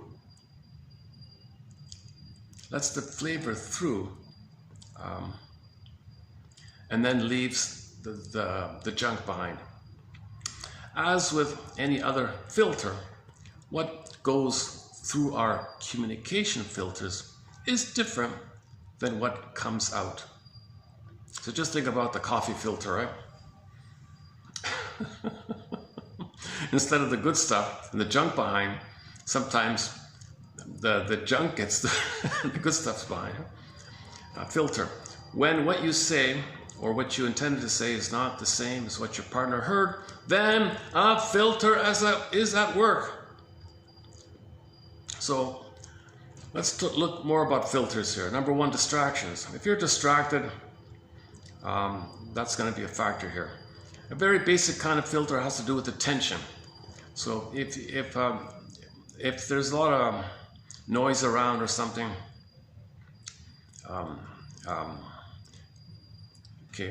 the phone rings, noises all around or something, maybe you're tired or something. So you want things to be quiet, turn off the TV, make it easier to pay attention to one another, and try not to assume that your partner is ready to listen right now. Just because you are ready to talk, ask first, are you ready to talk? Okay, so that's a common one. Okay, so put aside the distractions, number one. Emotional states. Okay, goes on about moods here. Beliefs and expectations. Okay, so you might have your beliefs and expectations are a filter. What's the other one? Okay, you got to think about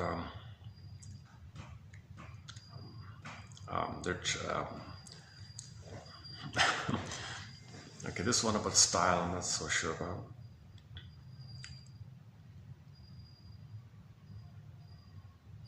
Okay, and then what's the other one?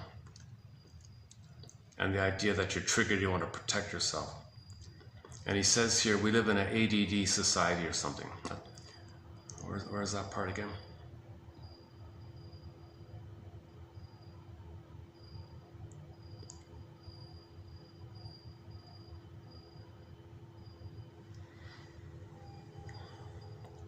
Where's that one about the ADD society?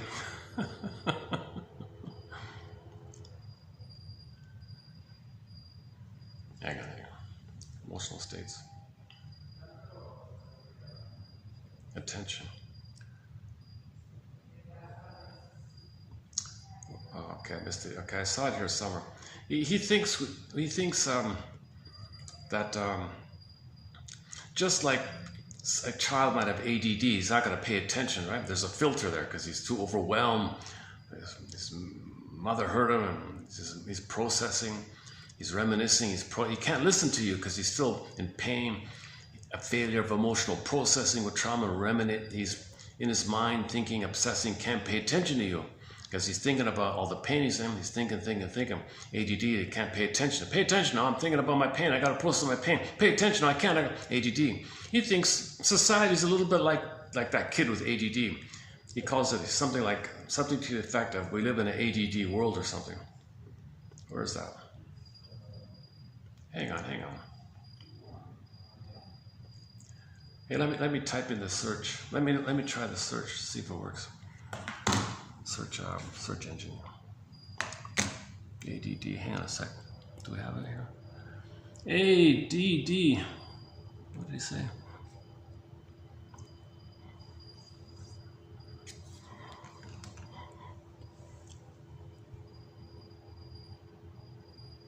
Aha! What do we got here? Oh, addressed. No. Oh, I see. They're going to show you every word with add in it, with the letters ADD in it. Oh, this is going to take forever. Oh, this is slow here.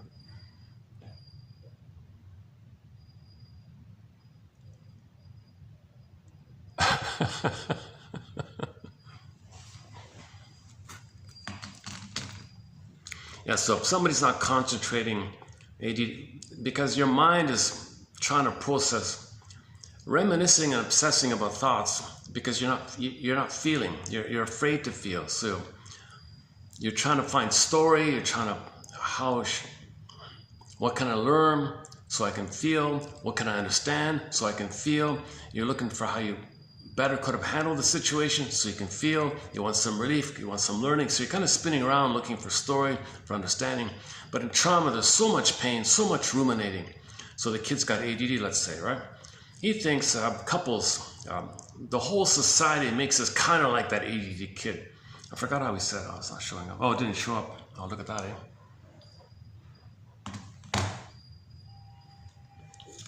Yeah, okay. I just like the idea of this curious thing. Can a shrink analyze the couple together in the room? Like, can there be such a thing as analytic couples therapy? Because usually they always say no. They say, no, you go to I'm going to send you to my buddy. I don't see you. You go to someone else because I'm going to be influenced. I can't do two. I can't do both of you. So I'll do one and you go to my buddy or something. And they're kind of like separate journeys because he's got to go on his journey. She's got to go on his journey. He needs his guy. She needs her guy. They're still a couple. They're still together, but so it's too overwhelming. It's too overwhelming to do it. But he says he can do it with the structure of some self-help exercise, talking, stick, cure. Time out, listen, okay, interpret for you, interpret for you. Can you do it? I don't know. In some cases, if the couple's a little more functional, a little more high-functioning neurotic, you just teach them how to communicate. If they like it, it works for them, all is good. But if there's a deeper trauma, that's not going to work. Right? You need the analytic stuff. How are we doing here? 2 hours in. Let me check the battery. Yeah, I feel a little different tonight here. I feel batteries 8:21 here.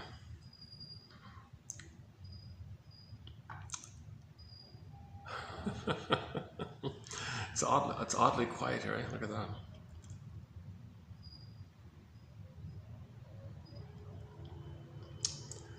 Okay,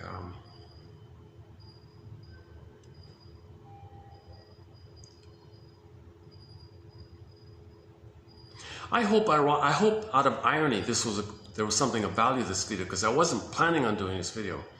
But I had my building has all these things going on. Oh, let me get out of here. Let me get out of here. So I just quickly just thought I'd just discuss the latest quote here.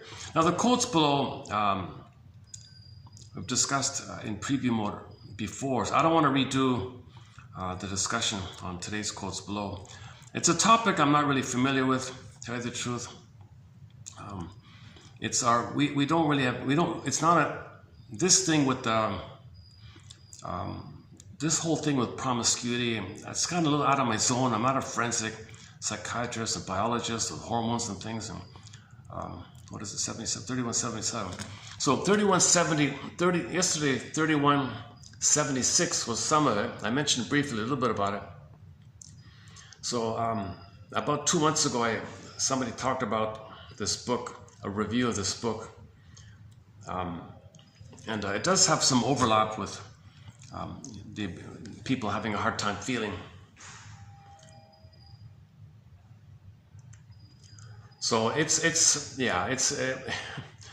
a challenging topic. I'll leave it for your reference below.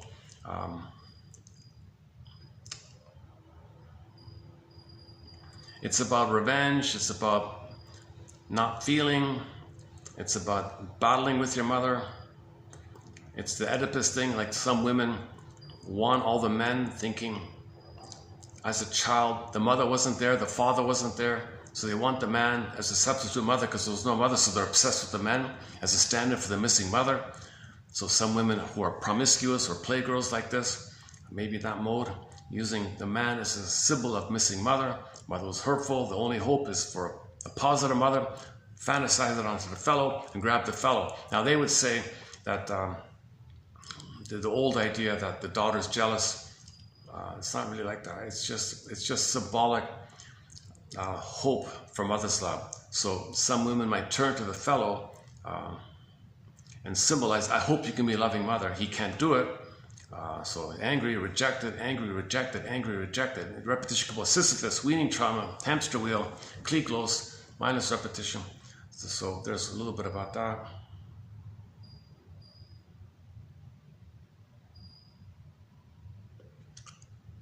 The more things change, the more they stay the same. Turbulent changes do not affect reality on a deeper level, other than to cement the status quo. A change of heart must accompany experience. So you can change things on the surface, but if you don't change the deeper thing, yeah. So the French have a proverb here: the more it changes, the more it stays the same. unless you have a change of heart. That's the difference, right? So, in other words,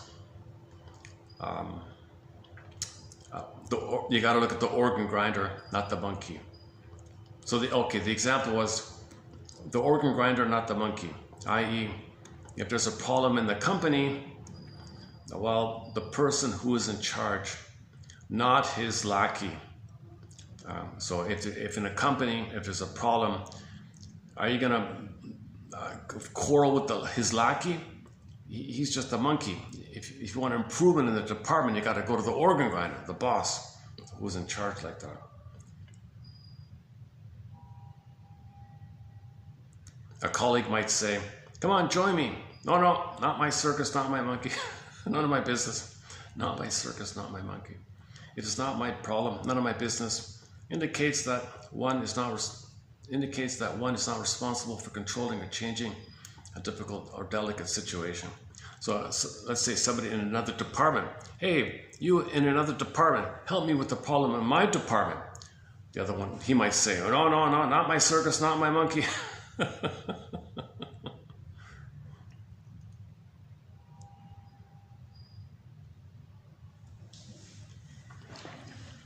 Okay, what's this one again?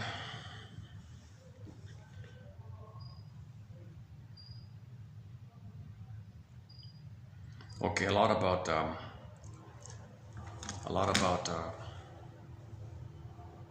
this fantasy that if you pretend to be something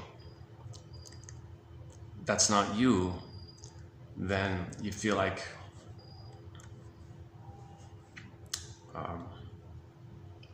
whatever secondary benefit, you can search for your as-if personality or pseudo-personality. It's not your real you, so you go from that, then people can be a little criminalic in that area. So it's a little bit like that. Okay, let's see. I'll leave it for your reference. I discussed it last time. Not too familiar with that kind of thing. How are we doing here? Let's see. What else do we have here? The song, The Whisper. That's it? Okay. Is that it? Just even for today? I'm not sure if we'll post any shorts this time around.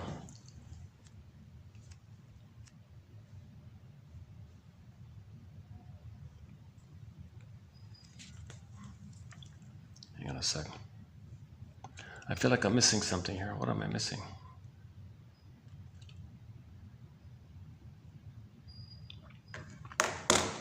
Oh, you know what I could do? Yeah, I've been meaning to find a quiet room, which I have now, to play the one and only surviving, that I know of, audio clip of Edmund Burglar back in the 50s.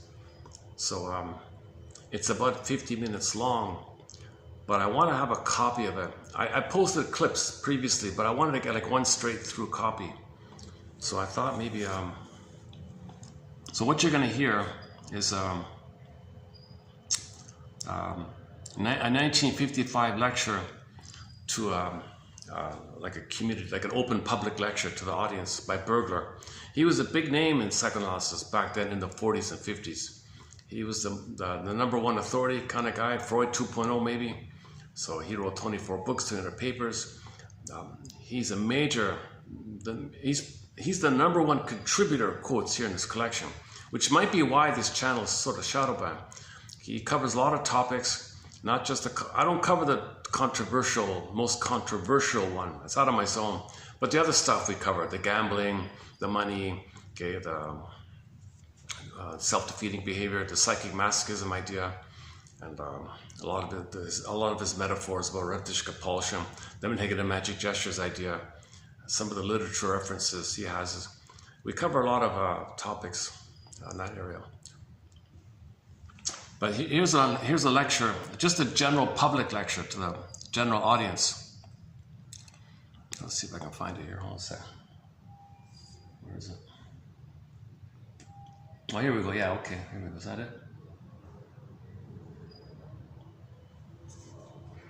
The Cooper Union Forum. Yeah, here we go. All right. Cooper Union Forum. when you read his books, you wonder what kind of personality is he? Is he kind of a tough guy or something? No, he's a friendly, easygoing guy. But he's very confident. Like he just says the obvious, common sense thing, but it freaks out a lot of people. So if the doctor wants to go to Analytic Institute to study psychoanalysis, somebody said they shadow ban him. They don't even hear his name. Can you believe him? But he was all over the place. Magazines, interview, TV, radio, all over the place. He made psychoanalysis very popular. I think some of the scriptwriters were influenced by him. Judge of the Defense, starring Carl Betz, has an episode that has a very strong resemblance to what Bergman says. His phrase, injustice collecting, the psychic masochism is his. Writer's block is his. Things like that. Okay, the audio's a little choppy. Hopefully, with the quiet room here, it'll be okay. Maybe I can improve it a little bit. If I elevate it somehow, maybe it'll come across better. Hang on a sec. Let me find a way to elevate this. Yeah, hold on a sec. Give me a sec. Let me see if I can. See if I prop it up, the audio might be a little better. Yeah, hold on a sec. Let me try something.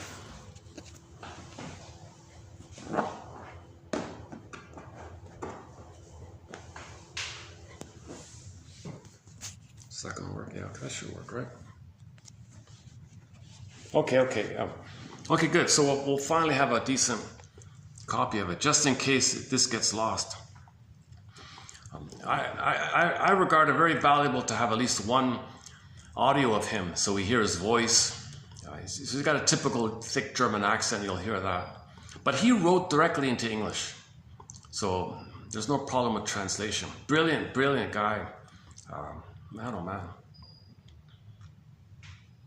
So he's got the core books, right? The basic neurosis one, called psychomasochism, the superego, battle of the conscience, curable and incurable neurotics. Those are all kind of the same area. The papers one, the blue book, the selected papers, his wife posthumously compiled 70 articles of his in one book called the Selected Papers. Not bad. I mean, that's very good. The other ones are kind of, you got to dig it up with the old journals or something. The books for the public: Divorce Won't Help, Unhappy Marriage, Tension Can Be Reduced to Nuisances. What's the other one? Oh, The Revolt of the Middle-Aged Man. Burglar wrote what feels to me to be the first truly mainstream popular self-help book on men at midlife. The Revolt of the Middle-Aged Man. He's in revolt mode. No, I'm not getting older. I'm gonna revolt. If you type in Burglar in the search engine, it'll give you at least a sampling of his quotes. But you got to get the full collection to get the proper quotes. Most of his books have been digitized by now. Not all. There's still a few out there that have not been digitized. The one about the difference between conscious logic and unconscious logic, that hasn't been digitized. The one about the talent for making mistakes, something like that. That one hasn't been digitized, but most of the other ones have been digitized. So here he is in a lecture hall, some old historical building where intellectuals give lectures to the public. So the guy introducing it says, "Welcome back." So it seems like he did previous ones, but this is the only one that we have here. This comes from Buffalo State University Digital Commons Archive. And it's freely available, public domain and all that stuff. So let's just play it here. So Edmund Burglar. I use his metaphor about the 45 record. So every neurotic is a music enthusiast, but he only has one record. He carries it with him everywhere he goes. Every time he sees a turntable with never-ending fiery ardor, he says, he reels off, he spins off, he plays his one and only tune. What happened in the past. He transfers the past to the present, reenacts that past, called transference, acting out, like that. Repetition compulsion. You only have one tune. You're hoping for better past. You replay it, hoping for better past. You're neurotic. Neurosis is the petrification of this conflict pressed on a 45, grooved on a 45, which you carry and replay in new situations, new places, new people. And the divorce won't help one. Oh, you think divorcing your mate means you're going to divorce from your inner conflicts? Seriously? Oh no, your inner conflicts will faithfully follow you into the next marriage. So face your inner conflicts, heal your inner conflicts, save your marriage. Divorce won't help. He had a long lineup of people to see him. He was the most popular guy apparently. And again, somebody presented the mystery of why he's shadow banned. All the audio of him has been erased. All the video and TV appearances disappeared. Somebody tried to make it. And luckily this one here, the Buffalo State University.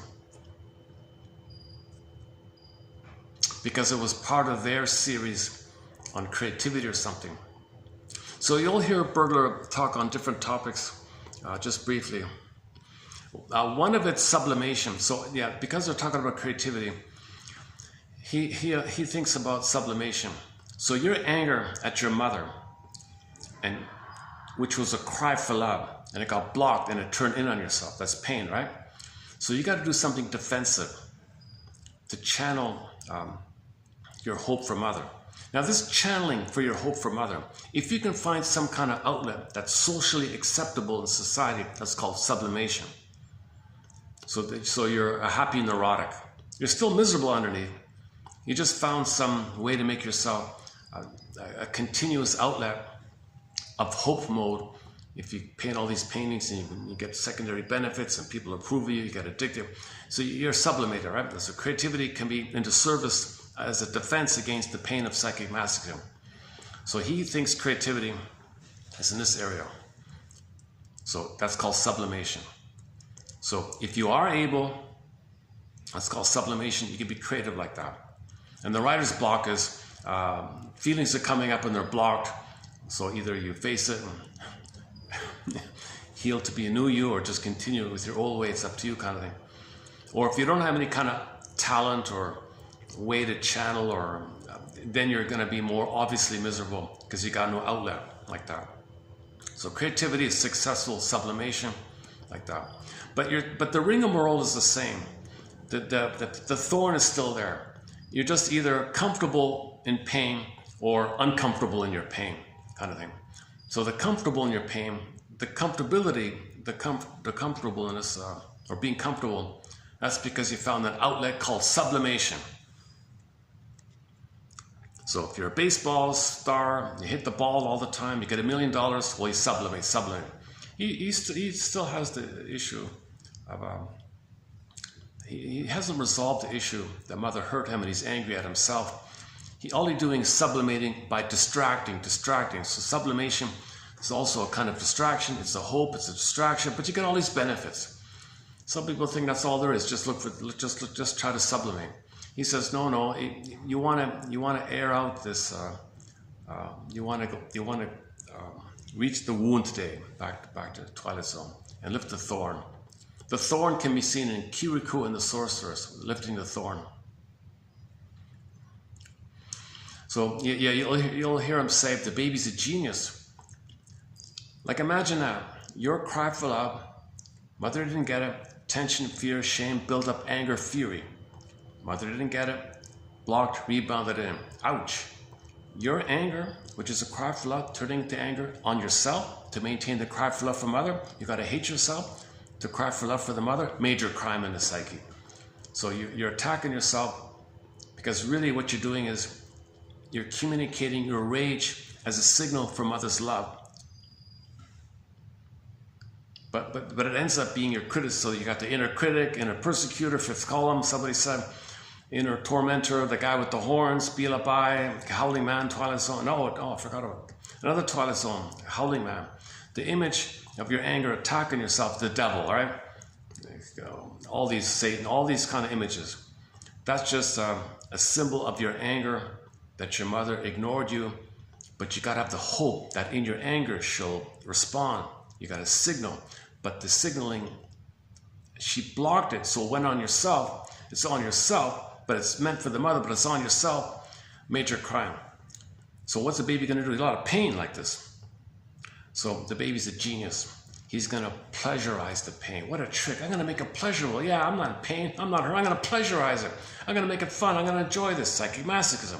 Psychic masochism. Major crime. No one can live with this. He'll get sick. So he's gotta actively pursue some pseudo activity, rescue station, or a quote unquote confession to the lesser crime of the chase of something. So defensive living, symbolic living, acting out. And if this acting out stuff as a defense against the pain, which you don't know, okay, so this is a courtroom metaphor. The judge says he's guilty, but we'll make him confess to the lesser crime. This confession of the lesser crime, if you have an outlet called sublimation, the creativity can be the sublimation, the topic of the lecture. So that's that area. So versus people who don't have this creative outlet, they might go the other way and just be miserable like that, and be alcoholic or drink or smoke or self-defeating behavior like that. So they're trying to numb the pain, escape the pain, manic behavior. It's not productive for society. They're hurting. Like versus things you're doing for society that people like,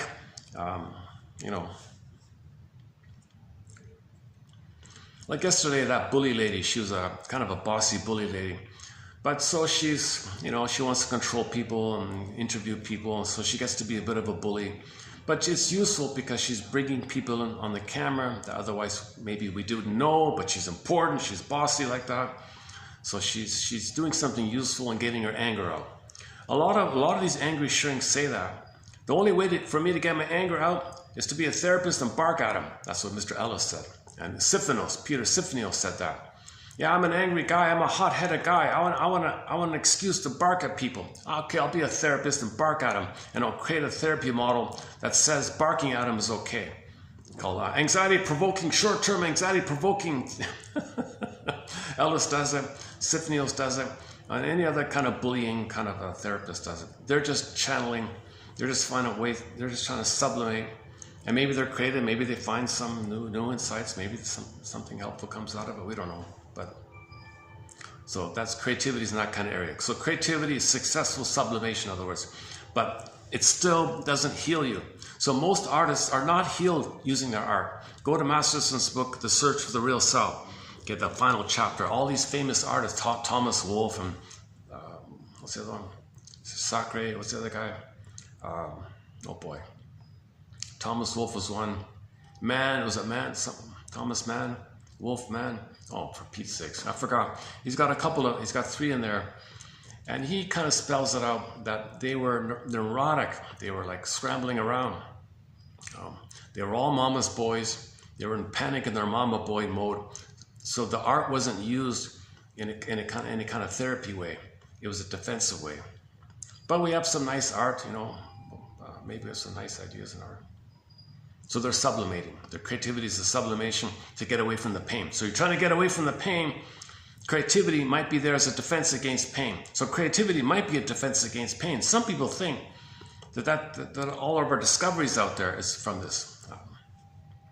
You want people to express the joy of what's unique about them, right? Versus doing something for status or pride or narcissism, to be a star or something like that. Yeah, so the celebrities channel their.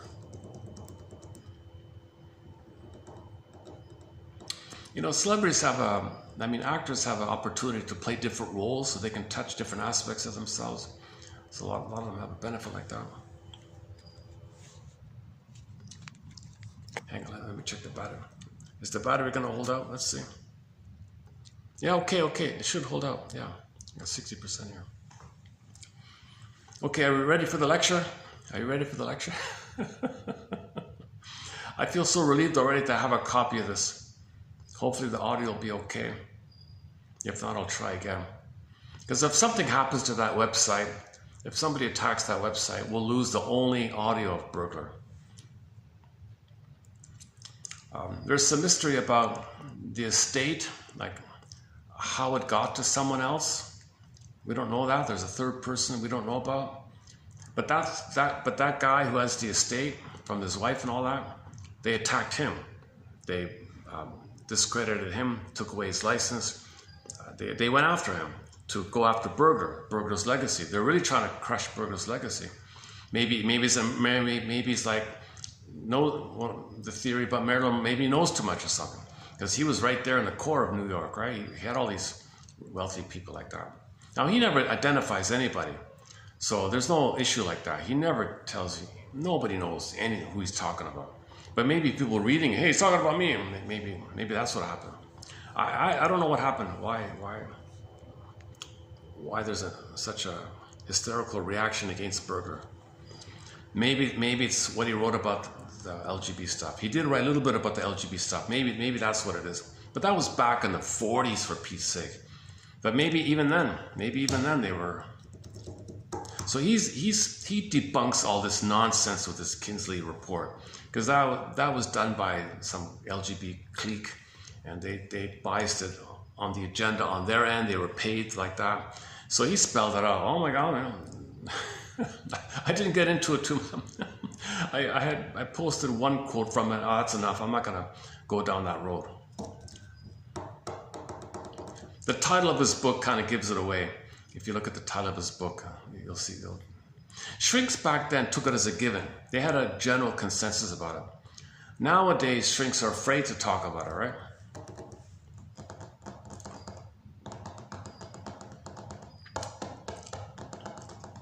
But he's funny. Burglar's funny. He's got some funny stuff.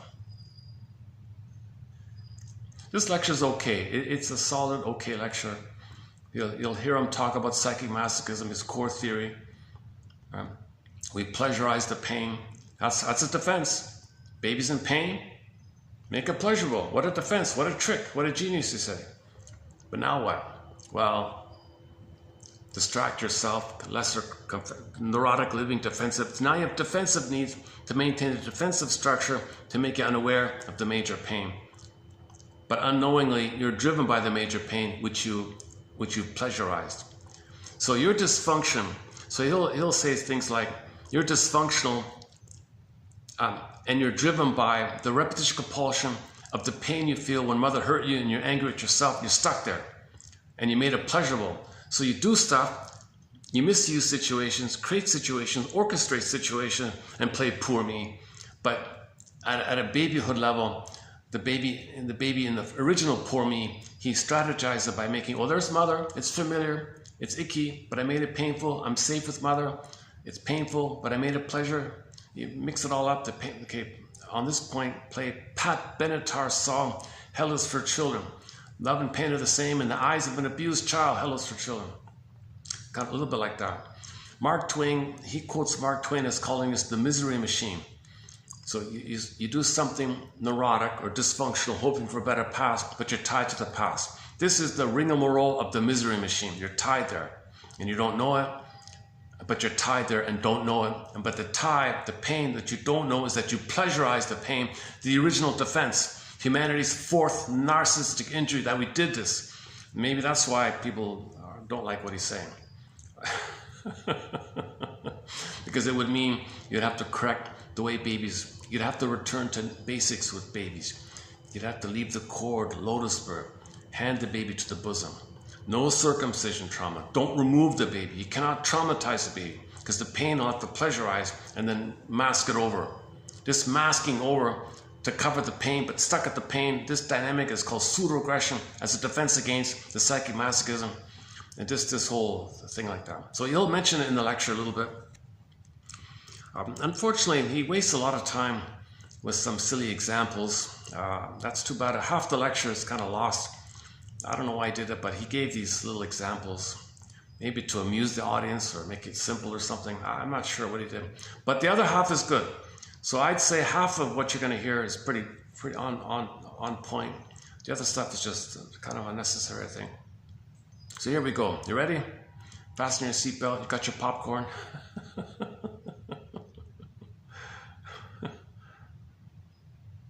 Okay, is that it?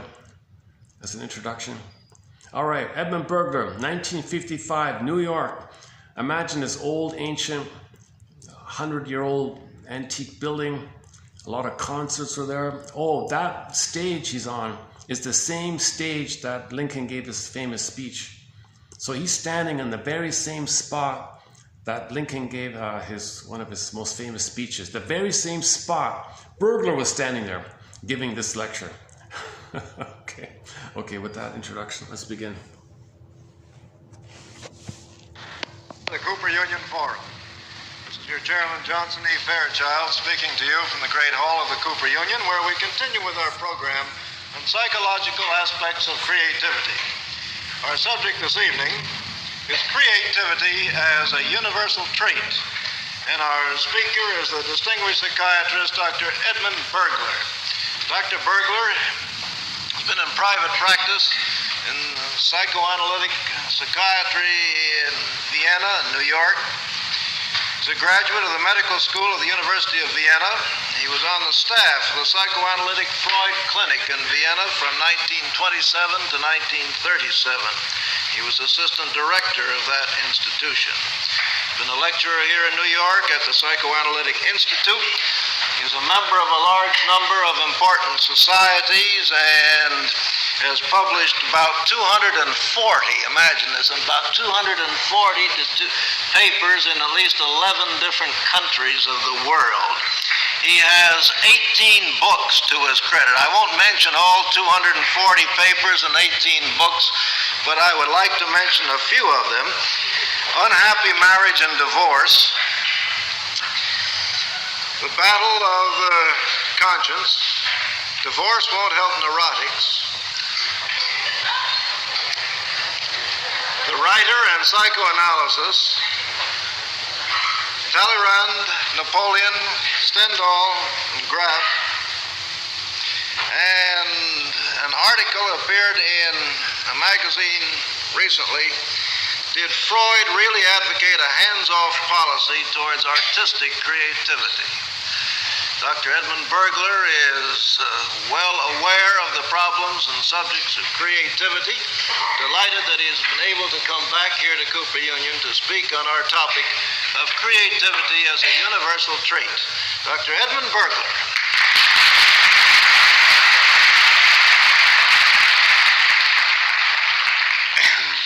Thank you, Professor Fairchild, for your friendly introduction. Ladies and gentlemen, one of the sages of old Greece, Aristotle, once said that every block of marble contains a statue if you only chip off the superfluous parts. Today, parents, though they may have never heard of this theory, go a little further and believe that every child is a genius or a future genius if the following observations are made. If the child is capable of tracing with a color pencil a figure conveniently provided in a pattern, there is a future painter in the making. If it can sing a little song, the great singer is around the corner. If he can build with blocks something, the great builder is also already visible. Now, what is true about it is the fact that if you compare the child in his early age, in the first, let's say, 2 to 5 years, and compare the brilliancy of the child with the dullness of the average adult person, one really can come to the conclusion that Freud was right in the following situation. There was, in the beginning of the 19th century, a playwright in Vienna, outside of Vienna completely unknown. His name was Nestroy. In one of his comedies, which was revived in the 80s, Freud was present, and there a theoretical, rhetorical question was asked. What happened with all these clever cobbler boys? Because of some reason, the cobbler boys have the reputation of being so clever. And Freud provided the answer to his neighbor. He said they became stupid shoemakers. Well, you see, what happened with the brilliancy of the child?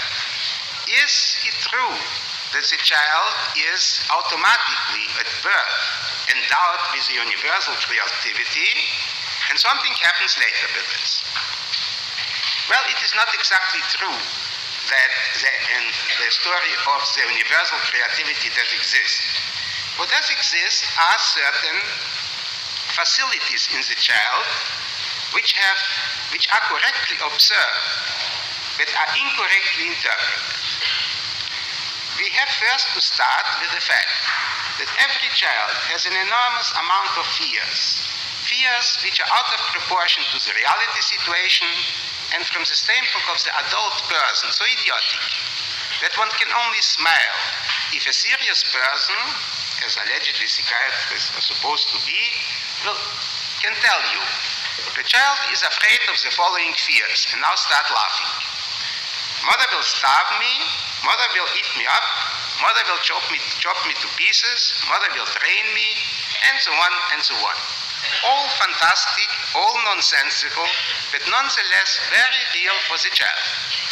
Now these fears are inexpressible because they go back to the pre-verbal stage, and these fears are obviously very disagreeable.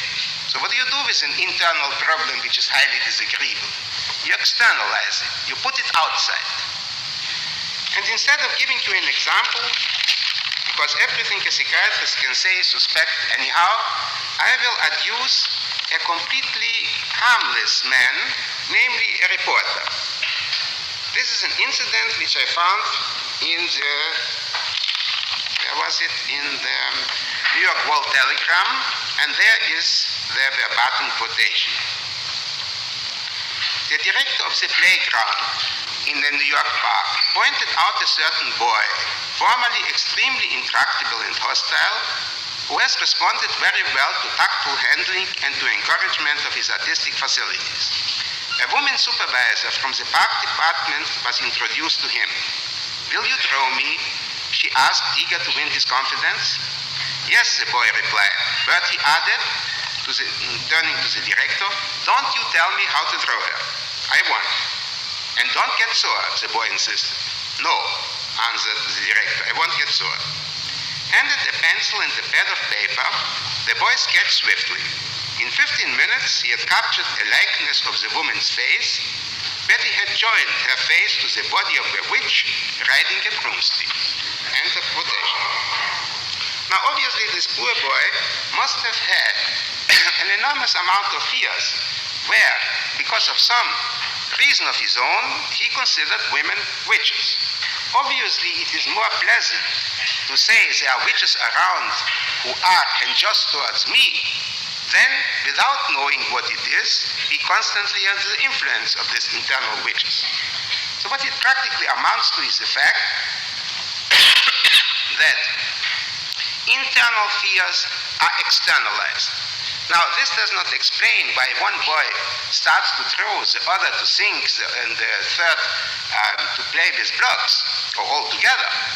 The answer is that obviously the fears which the child has have different origin, and certain organs impress themselves stronger than others on the child, meaning the entrance of these fears to certain organs. So obviously there is a possibility of being extremely frightened by sight, by this what you hear, or by the inability of express oneself motorically. The other factor which contributes to the fact that this myth of universal creativity is so widely spread is a mechanism which is psychiatrically called a repetition in reverse, or if you want the full scientific name, unconscious repetition compulsion, which is a bad name, but what it really means is that the child actively repeats what happened to the child passively. The purpose of this repetition in reverse is to avoid a lesion in one's own narcissism. The example on which Freud, who described this mechanism, so he never utilized it clinically, was this. A little girl was forced at the dentist to open the mouth. She finally did, with great protestations. Coming home, she started to play with a younger sibling, with a sister, the same game. She She was the dentist and the sister was the patient. Now, a not observing person would say a simple repetition. A more observing person would say, of course it's a repetition, but something strange happened. Obviously, at the dentist, the child was passive and so had to submit. The dentist was active. In the reversal of the play, the situation was exactly the opposite. She identified with the active dentist and pushed the other child into the situation of her own passive self at the dentist. Now, this active repetition of passive experiences with the purpose of eradicating what we call a lesion in narcissism, in self-esteem, plays in these infantile facilities a great part. The next question is the child born with these facilities? Is genius and creativity something which is inborn, or is it made? Unfortunately, one has to say genius and creativity is not born, but is made, but made by internal conflicts in the specific individual. What distinguishes the creative from the uncreative person is not an inborn mechanism, but both have, as we will later see, specific defenses against inner conflicts, but the defenses of one person are productive, and the defenses of the other person are unproductive. Hence, instead of a work of art, you produce also a work of art which we call neurosis, neurotic symptom. Now,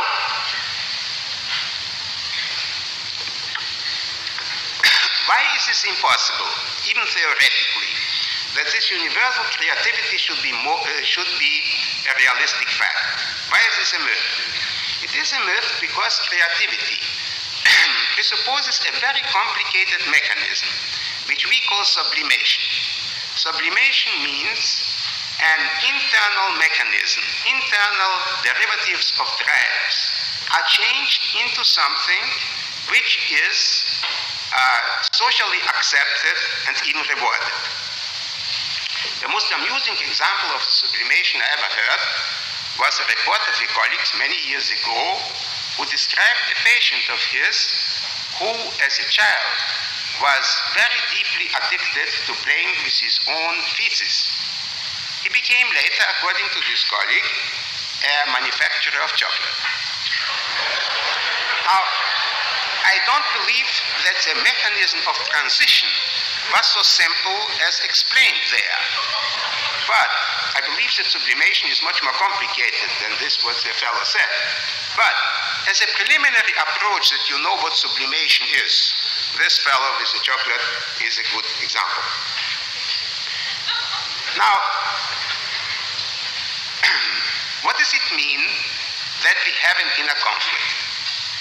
What it means is this, that the unconscious, everybody talks about today and cannot define it, is a complicated system in which different parts are present. In the unconscious, you have a department of wishes, which everybody knows today. This is the famous repressed desires. Then there is a department which is widely unknown, for which the English language, and any other language for that matter, doesn't have even a word. It is the unconscious part of conscience. If you say, I have a bad conscience, you refer to something completely different than what we are referring to if we speak about the unconscious part of the conscience. Because the unconscious part of conscience is simply a set of rules specific for specific societies, which is accepted and implanted in the child, because otherwise cultural living in a community would be impossible.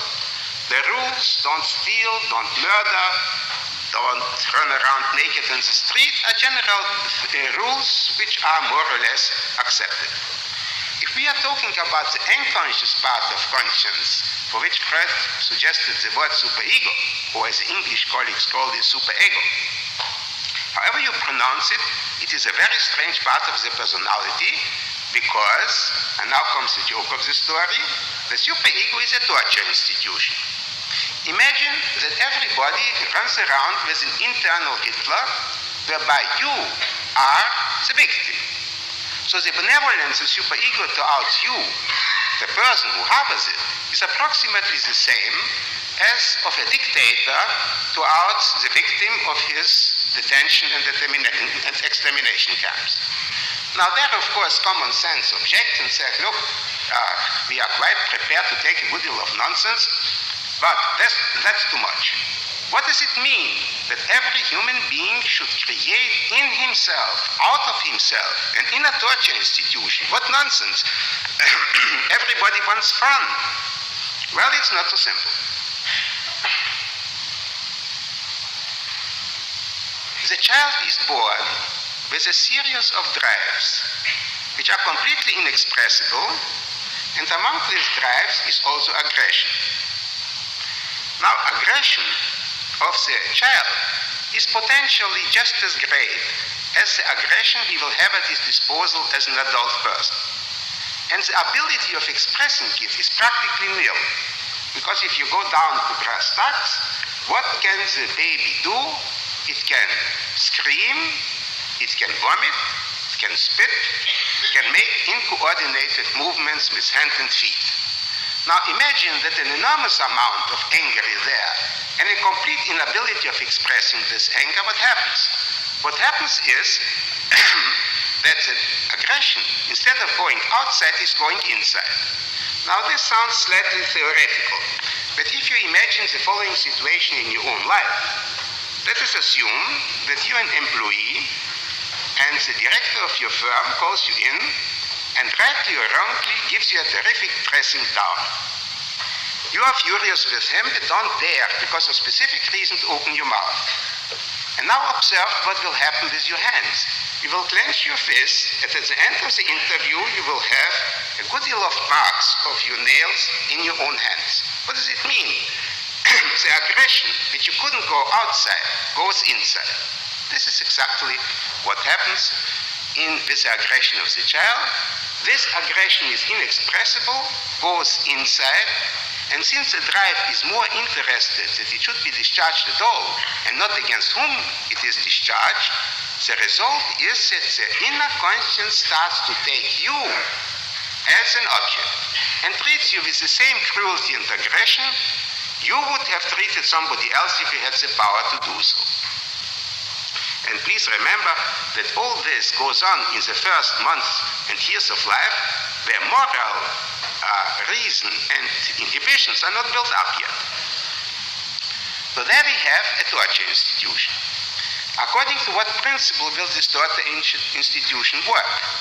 It could take a club, hit you over the head and say, I'm just hitting you because I'm the stronger and I like it.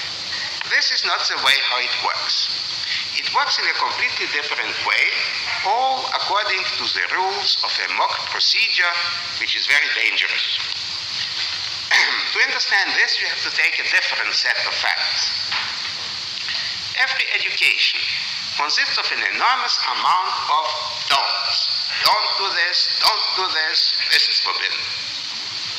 Well, every time you implant or enforce in the child a don't, you also offend his self-esteem. This goes on for a certain time till the child finds a very peculiar and very ingenious mechanism of coping with this situation. The mechanism consists of the fact that one day the child identifies with all the don'ts you tell him, the contents of the don'ts remains identical. What changed was the person who is giving it to you. Instead of an outside force constantly forcing you to do or not to do certain things, you have an inside force which promotes the same inhibitions, but at least you have the consolation you, out of your free volition, did this. This department of don'ts is combined with another department, that of great expectations. And they are units, the department of don'ts and great expectation. What does that mean? Ask a child of 2 or 3 what he wants to be as an adult person, and he will describe you his glorious future. The greatest captain of the greatest spaceship, the greatest owner of the greatest advertising agency, to take a suburban example. What happens later? What happens later is that the successes of the specific person are rather meager, that even if he achieves success, and even great success in life, it is nothing compared with the grandiose expectations he had. Now, the inner conscience acts like a naive person who doesn't accept any restrictions and any excuses, and simply says, you wanted to be the greatest captain of the greatest ocean-going ship. What are you? Third mate in a second-class steamer. Is there a difference? Yes. Pay penance.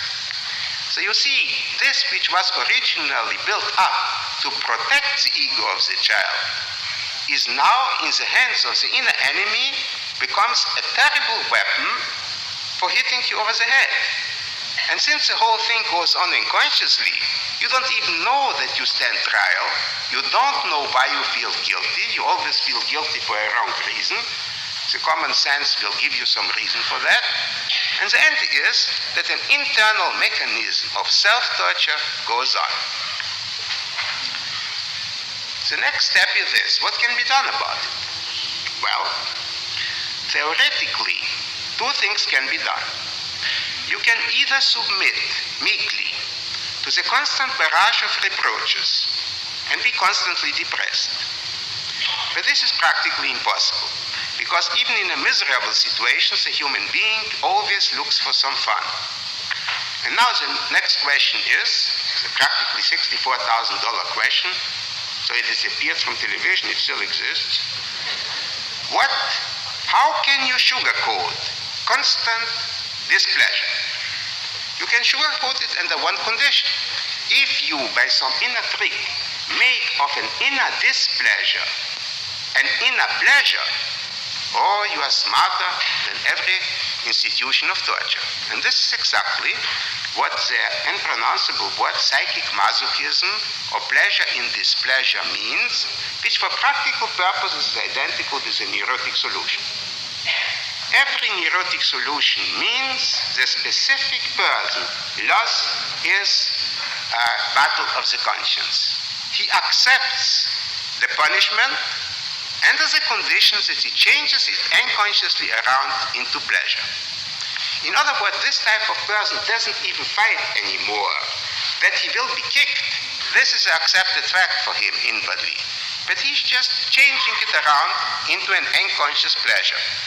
Unfortunately, this unconscious pleasure is exactly what the word says, unconscious. Consequently, if you see a very depressed person and would tell him, you know what you are, you're a faker, inwardly you enjoy it, he would say, you are crazy. What do you mean I'm enjoying it? I'm unhappy. He's right. He's consciously unhappy. But unconsciously, obviously, he made something else with this. So there we have possibility number one. You choose a neurotic solution which is identical with a masochistic solution. But where does the creativity come in? That's something completely different. This is a sublimation. The person with an ability of sublimating does not simply submit passively, but he is counterattacking this inner institution of torture and says, I did not do anything wrong. It is not true that I have this and this wishes, as the indictment claim. True is that I changed it into something socially acceptable. So you see, for practical purposes, this part of the personality which is capable of sublimations, whether you find it in a normal or neurotic person, is a normal part of the personality. This part, which uses a masochistic, submissive solution, is a neurotic part of the personality, whether you find it in a normal or in a neurotic person. This may seem a little contradictory, but it isn't. Because you see, the idea normal and neurotic are abstractions. Such people don't exist in real life.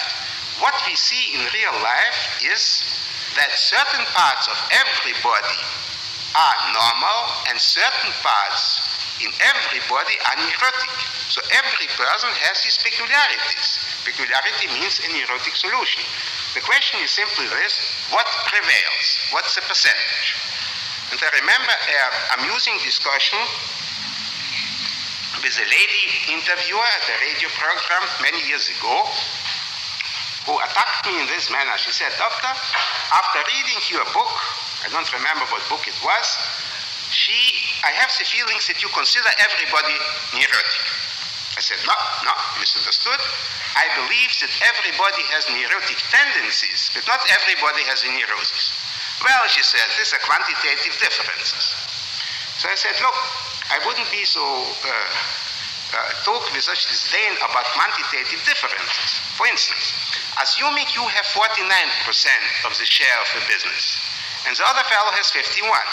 But the whole difference is measly 2%, and still the other fellow is the majority stockholder, and you are practically helpless minority stockholder.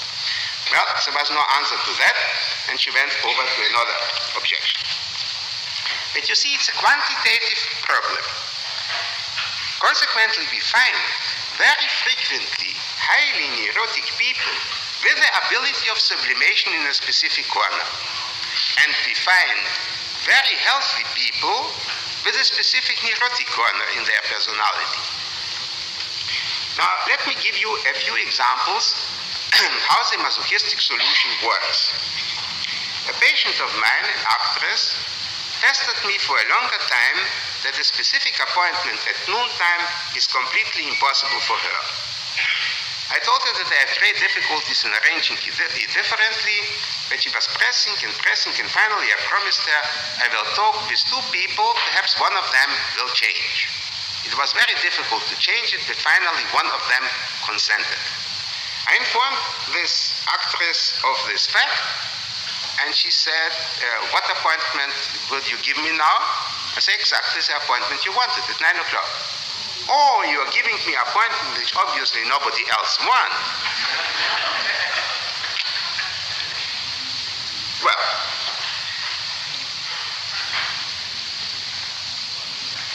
a patient always came 15 minutes earlier, which was all right with me. He was waiting in the waiting room. One day he says, look, the story gets a little boring. You always let me wait. I say, how do I let you wait? Well, isn't it true that I was waiting for 15 minutes? I say, you can also wait for 2 hours if you want. Your appointment started at this specific time. Now, how did you change around reality in this fact? Masochists always change it around because their problem in life is to prove that somebody is mean to them. And what they are doing is that they are either construct a situation by provocations or misuse an existing situation to prove that somebody is mean. They don't know that they provoked or misused the situation consciously, and then with a whole fury they turn against the mean person, fighting him, but they are careful, since they unconsciously want to choose always an opponent who either is stronger or has all the cards in his favor, and then they finally retire into the lacrimal corner and start to cry and to whine. This can only happen to poor little me. What is the purpose of this whole procedure? The purpose of the procedure is to get a masochistic situation with an excuse. I didn't do anything, I'm an innocent victim. A patient told me that the following situation arose at home. He was a producer and theatrical director, but at the time I was referring to, he was still in the beginnings. So he was also giving acting lessons. He was at the time described extremely busy and had an 8 o'clock morning appointment with some actor. He came home somewhere at 2 o'clock, was very tired, got up with great difficulties in the morning and waited for this pupil of his. The fellow didn't appear. At 9 o'clock his wife comes in and said, oh, you're already up? I said, what do you mean already up? I have an 8 o'clock appointment. Oh, I forgot to tell you, the fellow called yesterday and said that he cannot come. So why didn't you tell me so?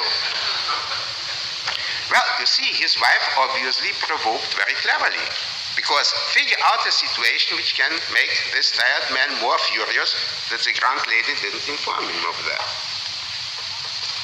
Now you could say that perhaps by some clever trick one could circumvent these difficulties. This is impossible. Example, you cannot win with these people. A patient of mine didn't appear for 3 appointments. During a whole week, I didn't hear from him. He didn't phone. He didn't appear. Next Monday, he appeared. What happened to you? Well, on Monday, he feels a cold coming on. On Wednesday, the cold didn't develop yet. And on Friday, he didn't feel like coming. I say that's all very interesting, but did it ever occur to you that this is a very expensive way of spending one's time? What do you mean expensive? I said, my dear friend, don't play naive. Analysis is the month-to-month arrangement. So many appointments are reserved for you. You can do with your appointment whatever you want. To come, not come, you have to pay for them. Oh, you crook, you swindler. Oh, terrible thing.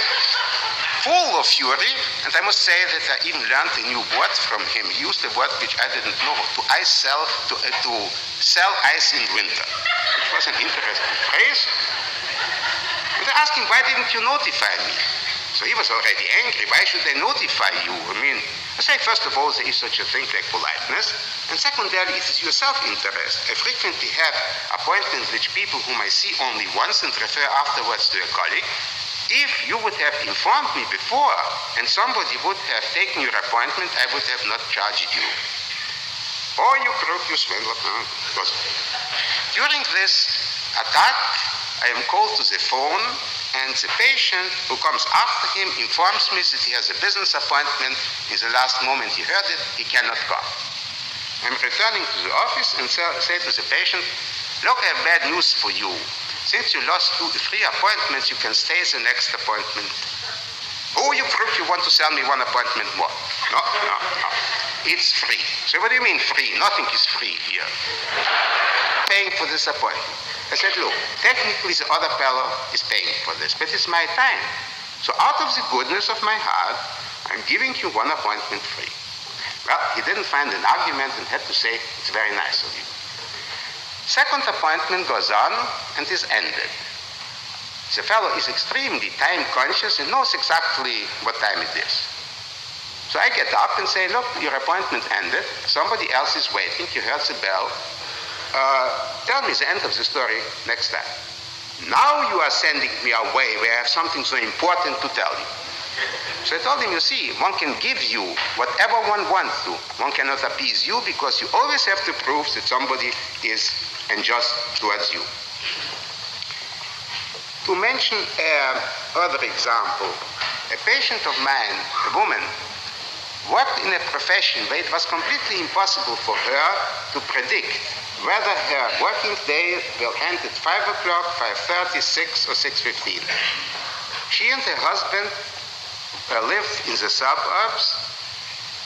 He had an office in town in a different profession, and their arrangement was that he will wait for her between 5:30 and 6:15.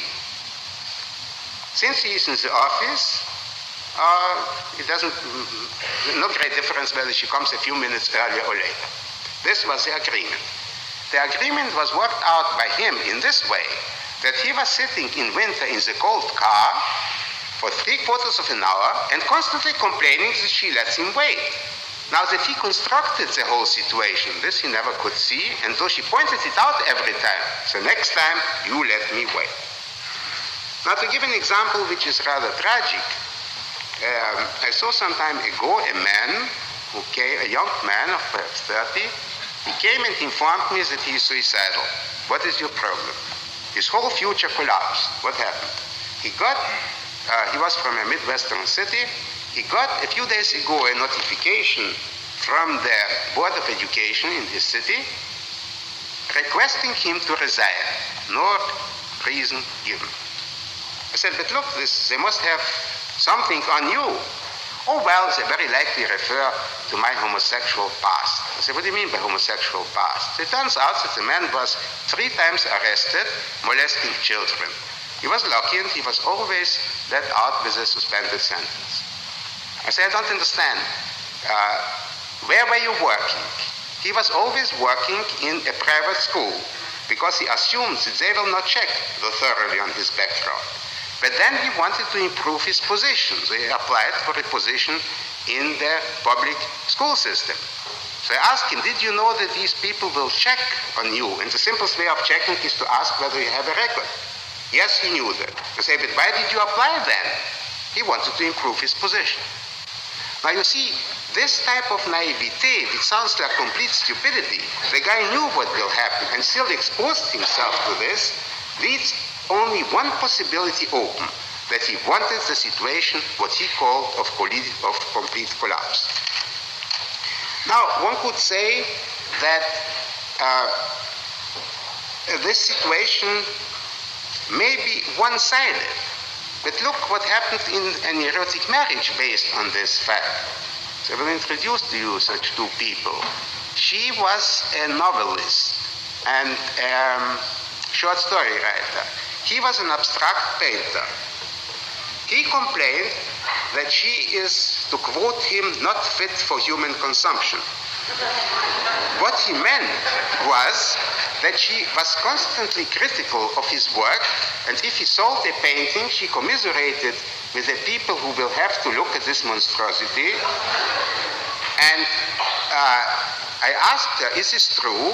I said, yes, he's an impossible painter. I said, what do you mean by impossible? She just doesn't like modern paintings. I said, okay, but therefore this doesn't mean that he's an impossible painter. Well, she said, what would you say if I would write a short story in the following manner? I'm cutting out 20,000 words from Webster, throw it in the air, and publish it in the same way as the chips of home. I say that's all very interesting, but who appointed you a literary and artistic critic? Oh, he asked me to be honest with him. I say, and you believed that he wanted honesty to go so far that you should tell him that he is a lousy painter? Well, I'm an honest person. A patient writer told me that his wife is a half-idiot and quoted a series of statements of hers which were rather amazing. So every time he was standing at the window thinking about his plots, looking through the window, she said, well, this is the beginning of a writing block they cannot afford. Every time he discarded a piece of paper of the first draft and threw it in the waste paper basket, she asked him whether he is conscious of the high prices of paper.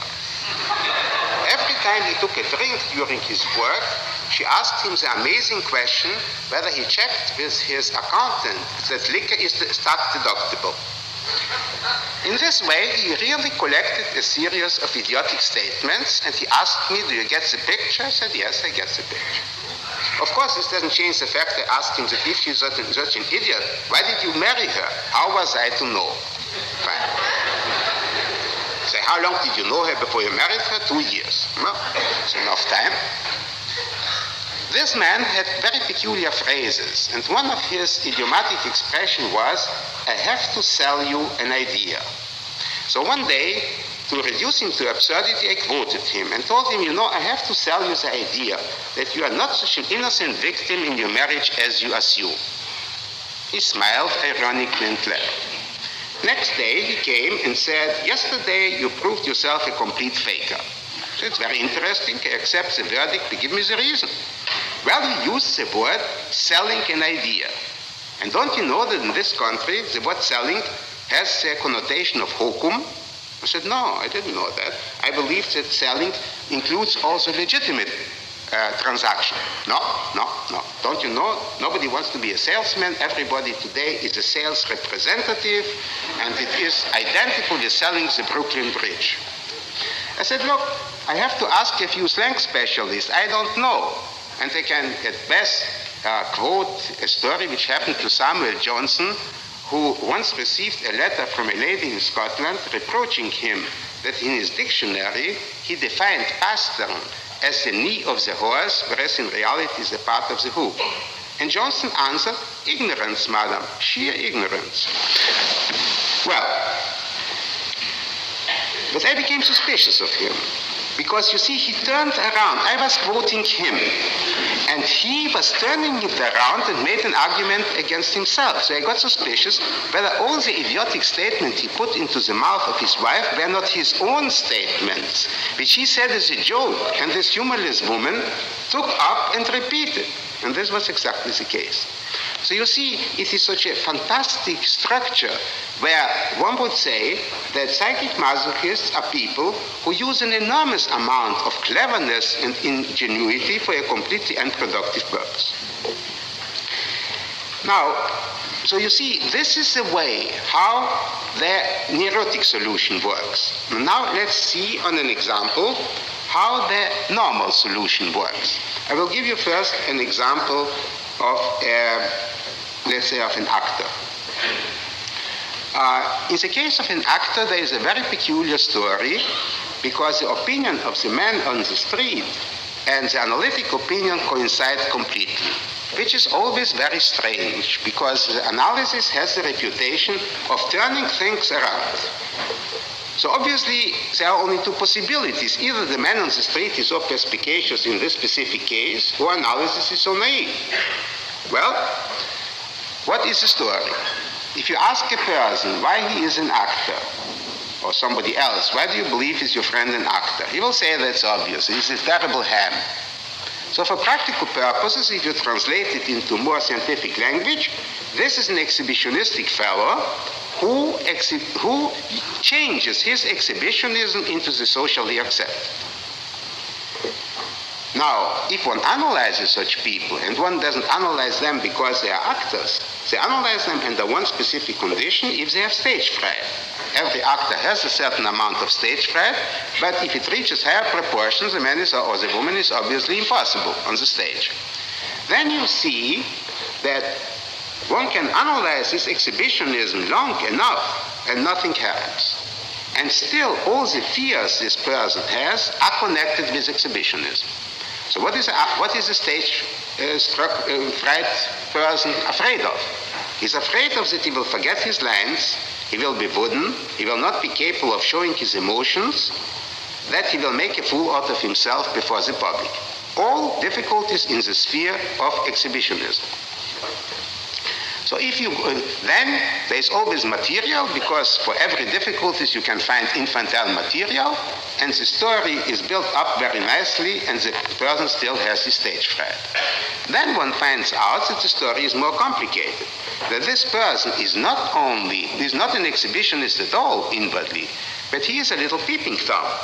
And the moment he got in conflict with his inner consciousness because of peeping Tomism, the defense was, who wants to look anyhow? I want to display myself.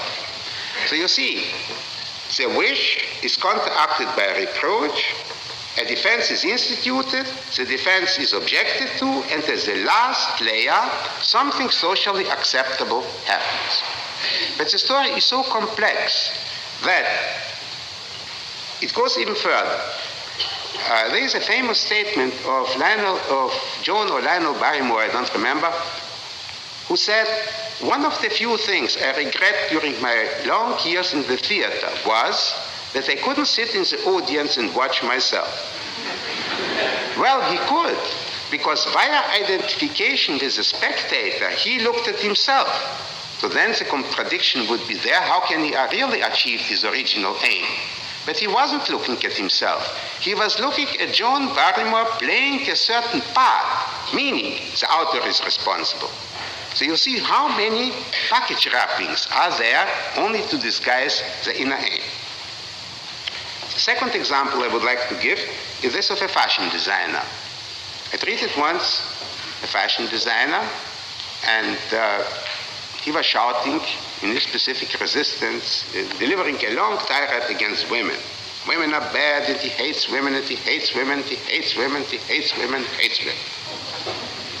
And then something struck me, not what he said, because he was repeating it constantly, but what struck me was my own association. If this fellow is a fashion designer and he hates women so much, how will his fashion creation look? Will they beautify or uglify the woman? So then I went a little more into the history of fashion. I was completely ignorant on this point, and found that there's a very strange thing. If you look at the fashion till the, let's say, 1890s, till today, you see that these fashions are built after two principles. Either you make a caricature out of a woman, or you take away all the attributes of the woman. For instance, take the hobble skirt. the beginning of the century. So this was a type of procedure where you couldn't make more than half an inch every step. Now, what kind of idiocy is this, that one should force a woman to be immobilized? Or takes a bustle. So you make some kind of protruding things in the rear, like you make something like a horse out of her. Then takes a great innovation after the war, the first war, the flapper. So what does it mean? You take away all characteristics of the woman. The flapper was revived last year, and the sack was also completely taking away all characteristics of the woman, and the only thing which I never understood was why the manufacturers of maternity dresses didn't object, because practically every woman had a maternity dress. There was simply nothing visible. One can go through the history of, or take all the fashions which forced the woman into a corset that she couldn't breathe. A patient of mine told me an amusing story. She was at a party a few years ago. At this time, everything was very tight. And she saw there a famous fashion designer just back from the Paris collection. He came to her and says, "Your belt is all wrong." I said, "What's wrong with this?" "Well, you have to put it, you have to fasten it." So I showed it to her. "This means I cannot breathe." I said, "You're not supposed to." So you see, then I didn't know at this time whether it's a singular case, but I started to read up, ask around in the circles, and analyzed later some other people, and they found that all the great fashion designers, especially in France, this is an accepted fact in the fashion industry, are homosexuals.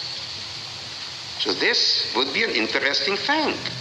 So obviously the hate that my patient had wasn't such a singular thing. Now, what is a homosexual? If you ask a homosexual what he is, he will tell you that he is an independent unit, that there are two parallel cases, they are homosexual and heterosexual, and these are two independent states. If you analyze this, you see that this is nothing of the kind, that the homosexual is not a despiser of women, but a fugitive of women, that he is scared to death unconsciously of women, but since his sex glands still work, so obviously he has to do something with this. So he runs to the other extreme. Since there are only two sexes, he uses the other sex, namely his own, as a rescue station, and secondarily endows his rescue station with a sexual attraction. If you tell this to a homosexual, he will be absolutely furious with you and will say that you don't understand him, that it is all nonsense, that homosexuals are just homosexual and nothing else. They are not. They are fugitive from women and scared to death of women. Now, the best proof is that one can cure this, provided that one understands that the relationship of these people is full of constant conflict. If you can imagine the worst heterosexual couple you know, then you have a faint idea what the best homosexual couple is. Why? Because there are constant conflict of injustice collecting, of masochism, with the result that after a few years these people give up living together and are going cruising, as they call it, meaning 5-minute relationship of constantly changing nature. Now let's see, how does it apply to the fashion designer? So a fashion designer is obviously a person, if you ask him what's your profession, he will say, I'm beautifying women. Well, so if you point out something of the type which I mentioned there, they start to laugh. It would be a wonderful joke for them. I said, well, women are crazy, so let them suffer. So, and one quoted to me once a quotation from the New Yorker, a joke in the New Yorker, which said, fashion is the racket of selling clothes. I said, it's very interesting. This only explains the fact that you have to have every 6 months a different fashion. But it doesn't explain why the next fashion must be so ugly that it makes a caricature out of the woman. No answer to that. So you see, if you take this in layers, this is a person who is fantastically afraid of the woman. In a conscience object, first defense, I am not masochistically attached to women, I hate women, inner conscience objects, and he said, neither am I masochistically attached, nor do I hate them. I simply love the other sex, and as far as my profession goes, I want to beautify women. But you see, the aggression, which is a deeper layer, comes in and he makes a caricature out of the whole story. One could go on and on giving examples, but the upshot of the story is that you can solve to reduce it to a very simple formula. An inner conflict in two ways. You can solve it masochistically, and you can solve it in the form of a sublimation. Sublimation does not pertain to the whole personality, but only to a sector of the personality. Nor does neurosis pertains to the whole personality. Mark Twain once said that everything human is pathetic. Especially pathetic is the fact that people are using an enormous amount of inner energy constantly to prove to this inner conscience, to this torture machine, I am not guilty, would you please settle for that? And then they admit to the lesser crime, then this is accepted for a certain time, then rejected, a new defense has to be substituted, and then it looks as if the person during his lifetime would change. He doesn't change at all, the defense is to change. And as far as a masochistic solution goes, one can perhaps enlarge on this old saying, man's inhumanity to man. One can enlarge on it. One can say, man's inhumanity to man is equaled only by man's inhumanity to himself.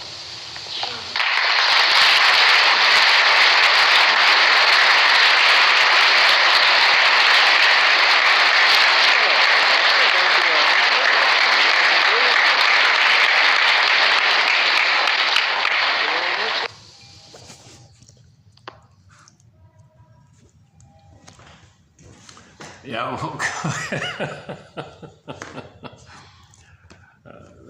There's a lot of overlapping ideas in there. But as I partially understand it, is the rebounding aggression goes in like that, and your esteem is affected. So you create some kind of ideal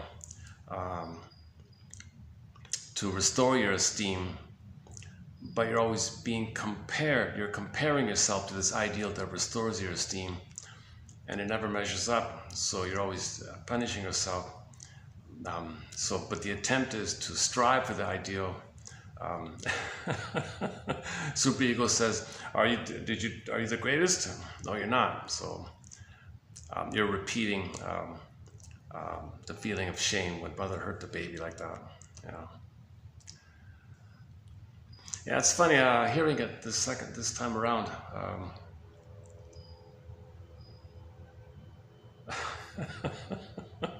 I'm still a little muddled about parts of it. I'm still a little personally muddled about it. I'm still grappling with it after all these years, these past 5 years. I'm still kind of figuring it out.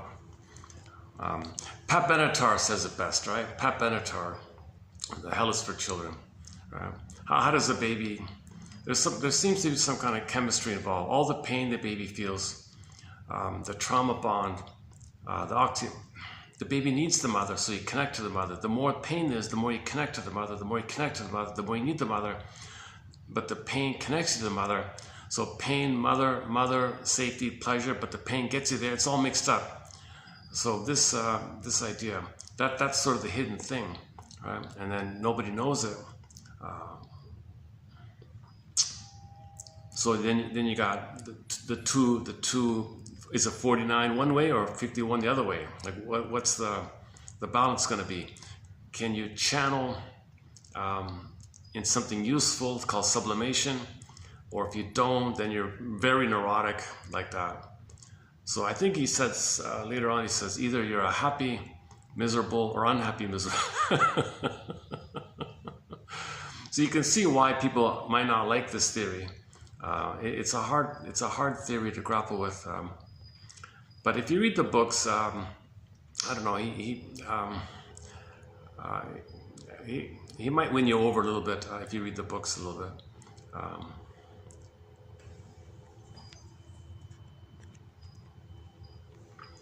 That last part about the immense amount of energy we go to.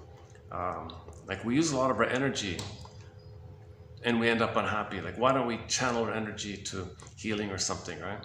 So all of our excuses and rationalizations and complicated seeing things in a certain, the filters, seeing things, being passive aggressive. So the psychic masochism typically is you orchestrate unknowingly some unhappiness, and you're kind of stuck there, right?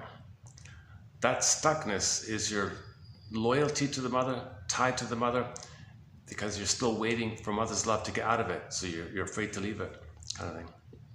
Something like that. Yeah, I think I better get going here. How's the battery? Hang on a sec.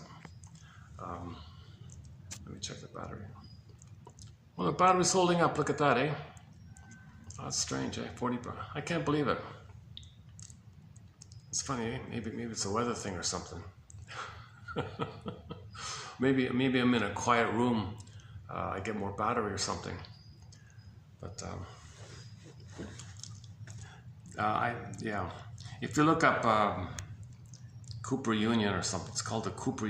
That was called the Cooper Union. And the location. One sec here.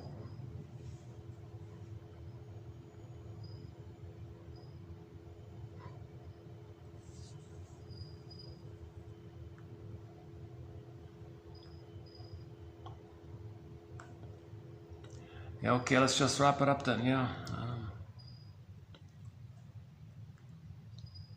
No, all right. Yeah, if you get the collection, 1001 Women's of My Collection, in the search engine, just type in burglar, you'll get a lot of great quotes. I would say reading it, it's more clear when you read it. Yes or no, actually, yeah.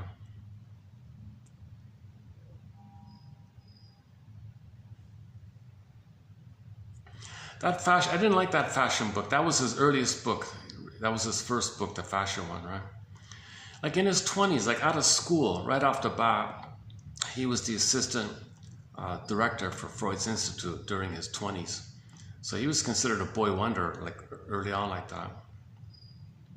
And then he started writing books. Already in his 30s, he's writing books already. That fashion one he mentioned at the end was in his 30s, right?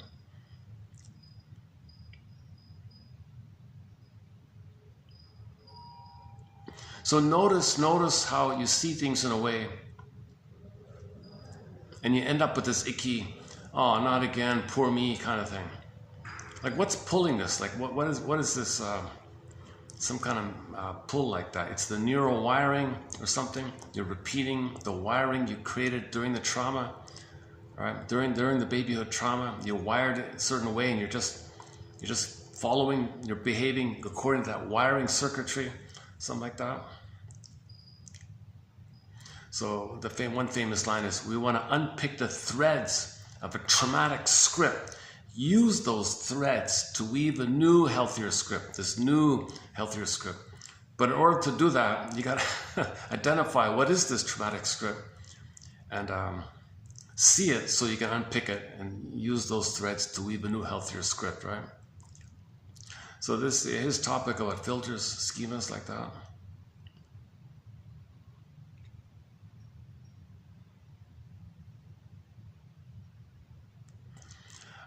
That recent quote I found encouraging was to get to a place where you can now feel the bittersweet idea. You don't need to still rebel against your mother, show her up, see your mother onto the world, have some kind of you see, part of this dysfunction is you don't want to betray or anger the mother. So it's like you can't just like, oh, just let it go, forget it. That's like betraying your own feelings of what happened. So you got to admit what happened. That's part of it, right? So you can't just get over it, just magically wish it away or something, because you're violating yourself, and there'll be a negative reaction. It'll come out again. So you got to face the truth that you were hurt, you are angry, and can you talk about it and have the new experience where you can admit it. Confession, you got to admit it, right? Admit it. And if you could admit it with a level of safety and presence of mind that you're in the present, not in the past, then you allow the opening of a felt sense of okayness, that now you can make healthy choices for yourself in the present. Nothing to do with the mother. You're not feeling guilty that you're betraying her. You're not feeling guilty that, or fear that she's going to punish you, because you freed yourself from it, right? Well, it's no baby's job to save the mother. Isn't it bittersweet that we're dysfunctional our whole lives, maybe, still hoping to try to save the mother, win her approval by fixing her first? Isn't it bittersweet? On that point, go to another Twilight Zone episode called One Life Furnished in Early Emotional Poverty. Go to the closing narration. One of the best closing narrations is that when they're, it's also a time travel thing, right? So the closing narration was, isn't it bittersweet that you're dysfunctional like that? So what can you do now, right?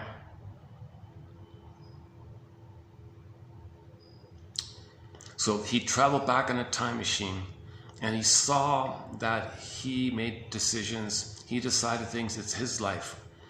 So he's responsible for his unconscious, actually, right? So it's your mind, it's in you, you're the captain of your soul. Can you appreciate that kind of thing?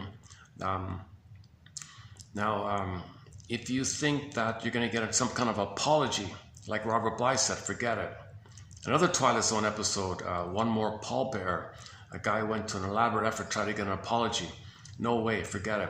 Okay, the key is under mother's pillow. So the soul is in the cage. Where's the key? Under mother's pillow. She's not going to give it to you, because she needs you, she wants you, she likes you in a certain way, and she's dependent on it. It's a supply like that. The key's under the pillow, so we got to grab the key like that. So the one guy finally admitted that mother did this to him, traveled to Seattle, knocked on the door, and the father was surprised to see the adult son. Father, there's something I got to tell you. I want you to know that I no longer accept my mother's view of you, right? Because the mother used him and said that she's all good, he's all bad. So he lived with that thing. So later on, he updated it to find the two sides of both parents, reconcile with the two, find both ends of the two. If you think in either or, it's not going to work like that, right? So isn't it bittersweet like that? So what they said was, let's say you pick up the phone. Would they tell you? Would they confess? No way.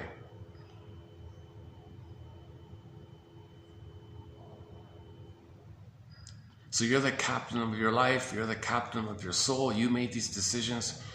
If you can get this kind of thing, self-responsibility of these decisions, knowing your mother's not going to apologize, not going to help. She might be long gone. You're still doing it in your mind. She might be like long gone kind of thing. And you're still trying to battle with her in your mind like that. But you made these wirings. It's your script. If you can get this kind of point, it can free you from, quote unquote, dead cargo from the Twilight Zone. It'll free you from a useless burden from the past, the Twilight Zone. Okay, now another Twilight Zone, Gabe's story, similar kind of thing. He had a self-defeating, self-sabotaging lifestyle. Always made these mistakes and accidents. Nothing worked out for him. He said he's jinxed. Why am I so jinxed? Unknowingly, he's doing certain things. Things fail on him. He's failing all the time, right? He said, what the hell? I'm tired of this. Enter the Twilight Zone. And so he sees Roxanne writing daily versions of his repetitive script. And stop that. She said, well, I can only write variations. I only follow the template. What about the template? So talk to take it to another department. The template department. The template department chief said, look, you created this template. You need this template. Roxanne just writes daily versions of it. Well, I want out of this template. Well, you created this template because you want to save your mother. Give me the pen. I'm going to write my own script. I want out of this. You'll make a lot of mistakes, but he said, I'll make a lot of new mistakes, but they'll be my mistakes. Not the mistakes of the repetition of following the script where I failed because mother hurt me and I failed. If I make new choices and I fail, it's because I'm learning. So there's a difference between learning with trial and error learning versus the mindless stuff where you're not learning. Repetition compulsion, you're not learning. It's like this. You can have 20 lifetimes repeating it.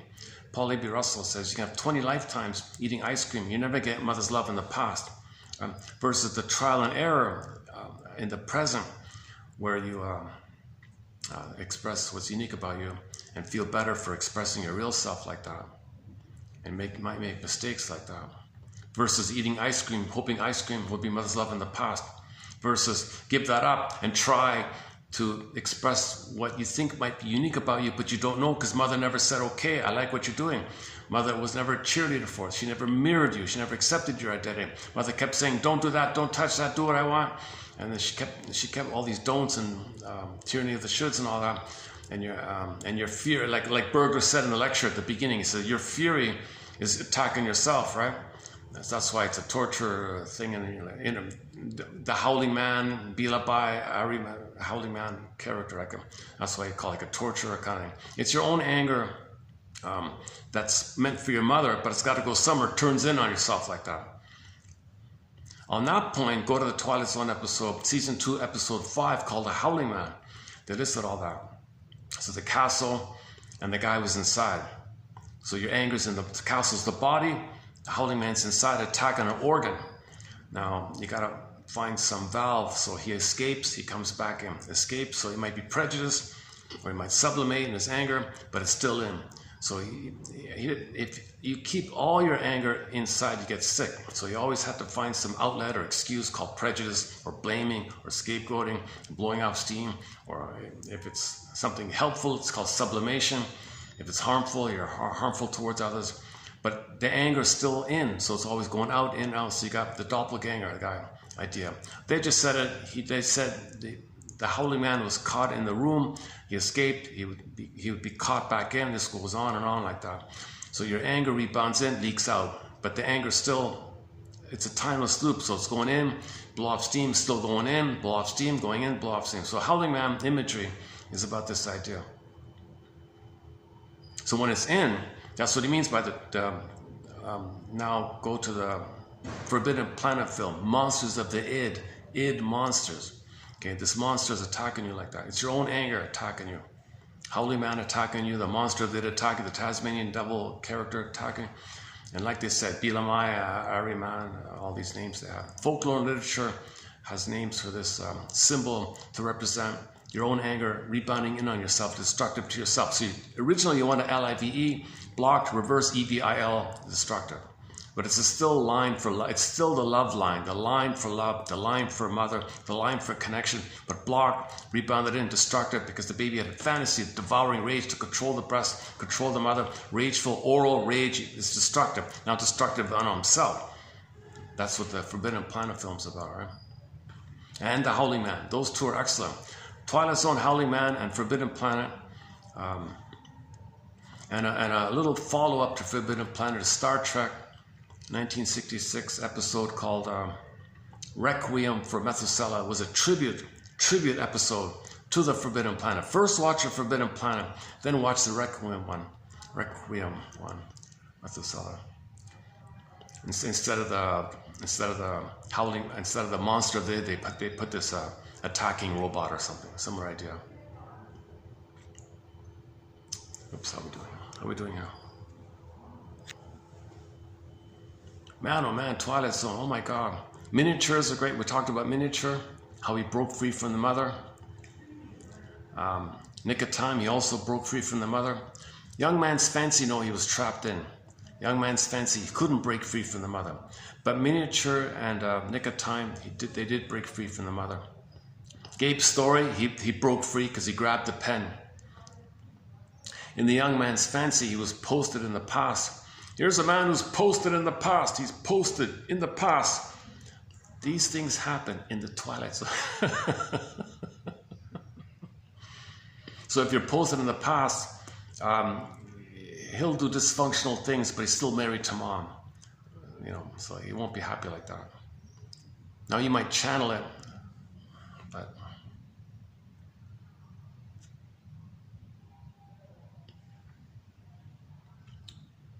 okay, how are we doing here? How's the battery?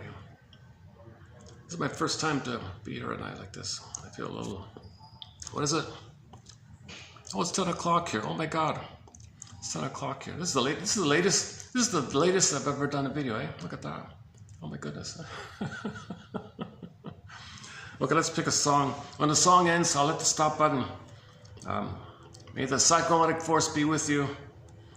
May the insights of the twilight zone be with you. Metaphors be with you. May the psychoanalytic perspective be with you. May these ideas be with you. Let's just pick a short song here. Let's just pick a short song here. Okay, what do we got here? Farron, her songs are pretty long. Oh, I just found out this morning that the bassist for the Sanders band, he just passed away. So why don't we play? And funny, I didn't know that, but yesterday I played a Sanders song. So let's play. Do we have a short Sanders song here? One sec, where are we? Sanders. Okay, let's play Mistreating Heart. This is the live. So here's a live 2012. This is the reunion. Oh, they broke up but got back together. This is 2012 live version of Mistreating Heart. One of their hits is called Mistreating Heart. You know, that bassist, he had a really obnoxious stage presence. He kind of wrecked it for them. Like, it's the brothers. Mark and Rick are the brothers. They look like twins. I don't know, maybe they're twins, I'm not sure. So Rick Sanders is the lead guitarist and singer. The brother Mark's on the drums. And this other guy, this bassist guy, he has a kind of he kind of hogs the stage and look at me, and he kind of has he's too he's very exhibitionistic or something. Sometimes he's on stage with inappropriate dress. Oh, what the hell? What are you doing? Why are you dressed like that? Like he dresses like he's in his pajamas, you know, like in his underwear. You know, he kind of always he was too attention-seeking, too flamboyant. So you got Rick Sanders doing his thing. He's great, and the brothers drumming, and the brothers are great. But this bassist guy was always too running around, look at me or something. It's not like Rick Emmett. Rick Emmett was he didn't disrupt the other guys. He's smaller, maybe.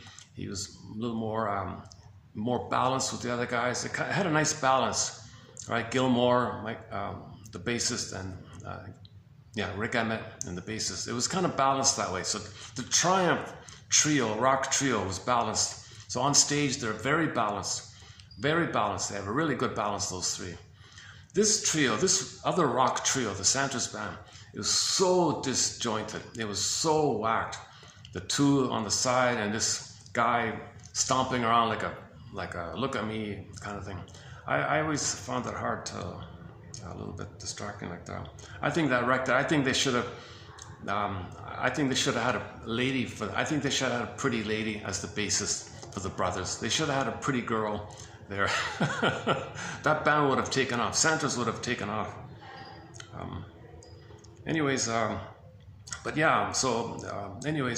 Good sound. So you must, I assume he's an excellent bass player. I can't tell really. I'm not a musician. So let's play this song here in tribute and in gratitude for the contribution of this bassist to the Sanders band. Yeah, okay, Mistreating Heart. When the song ends, I'll hit the stop button. Thanks very much.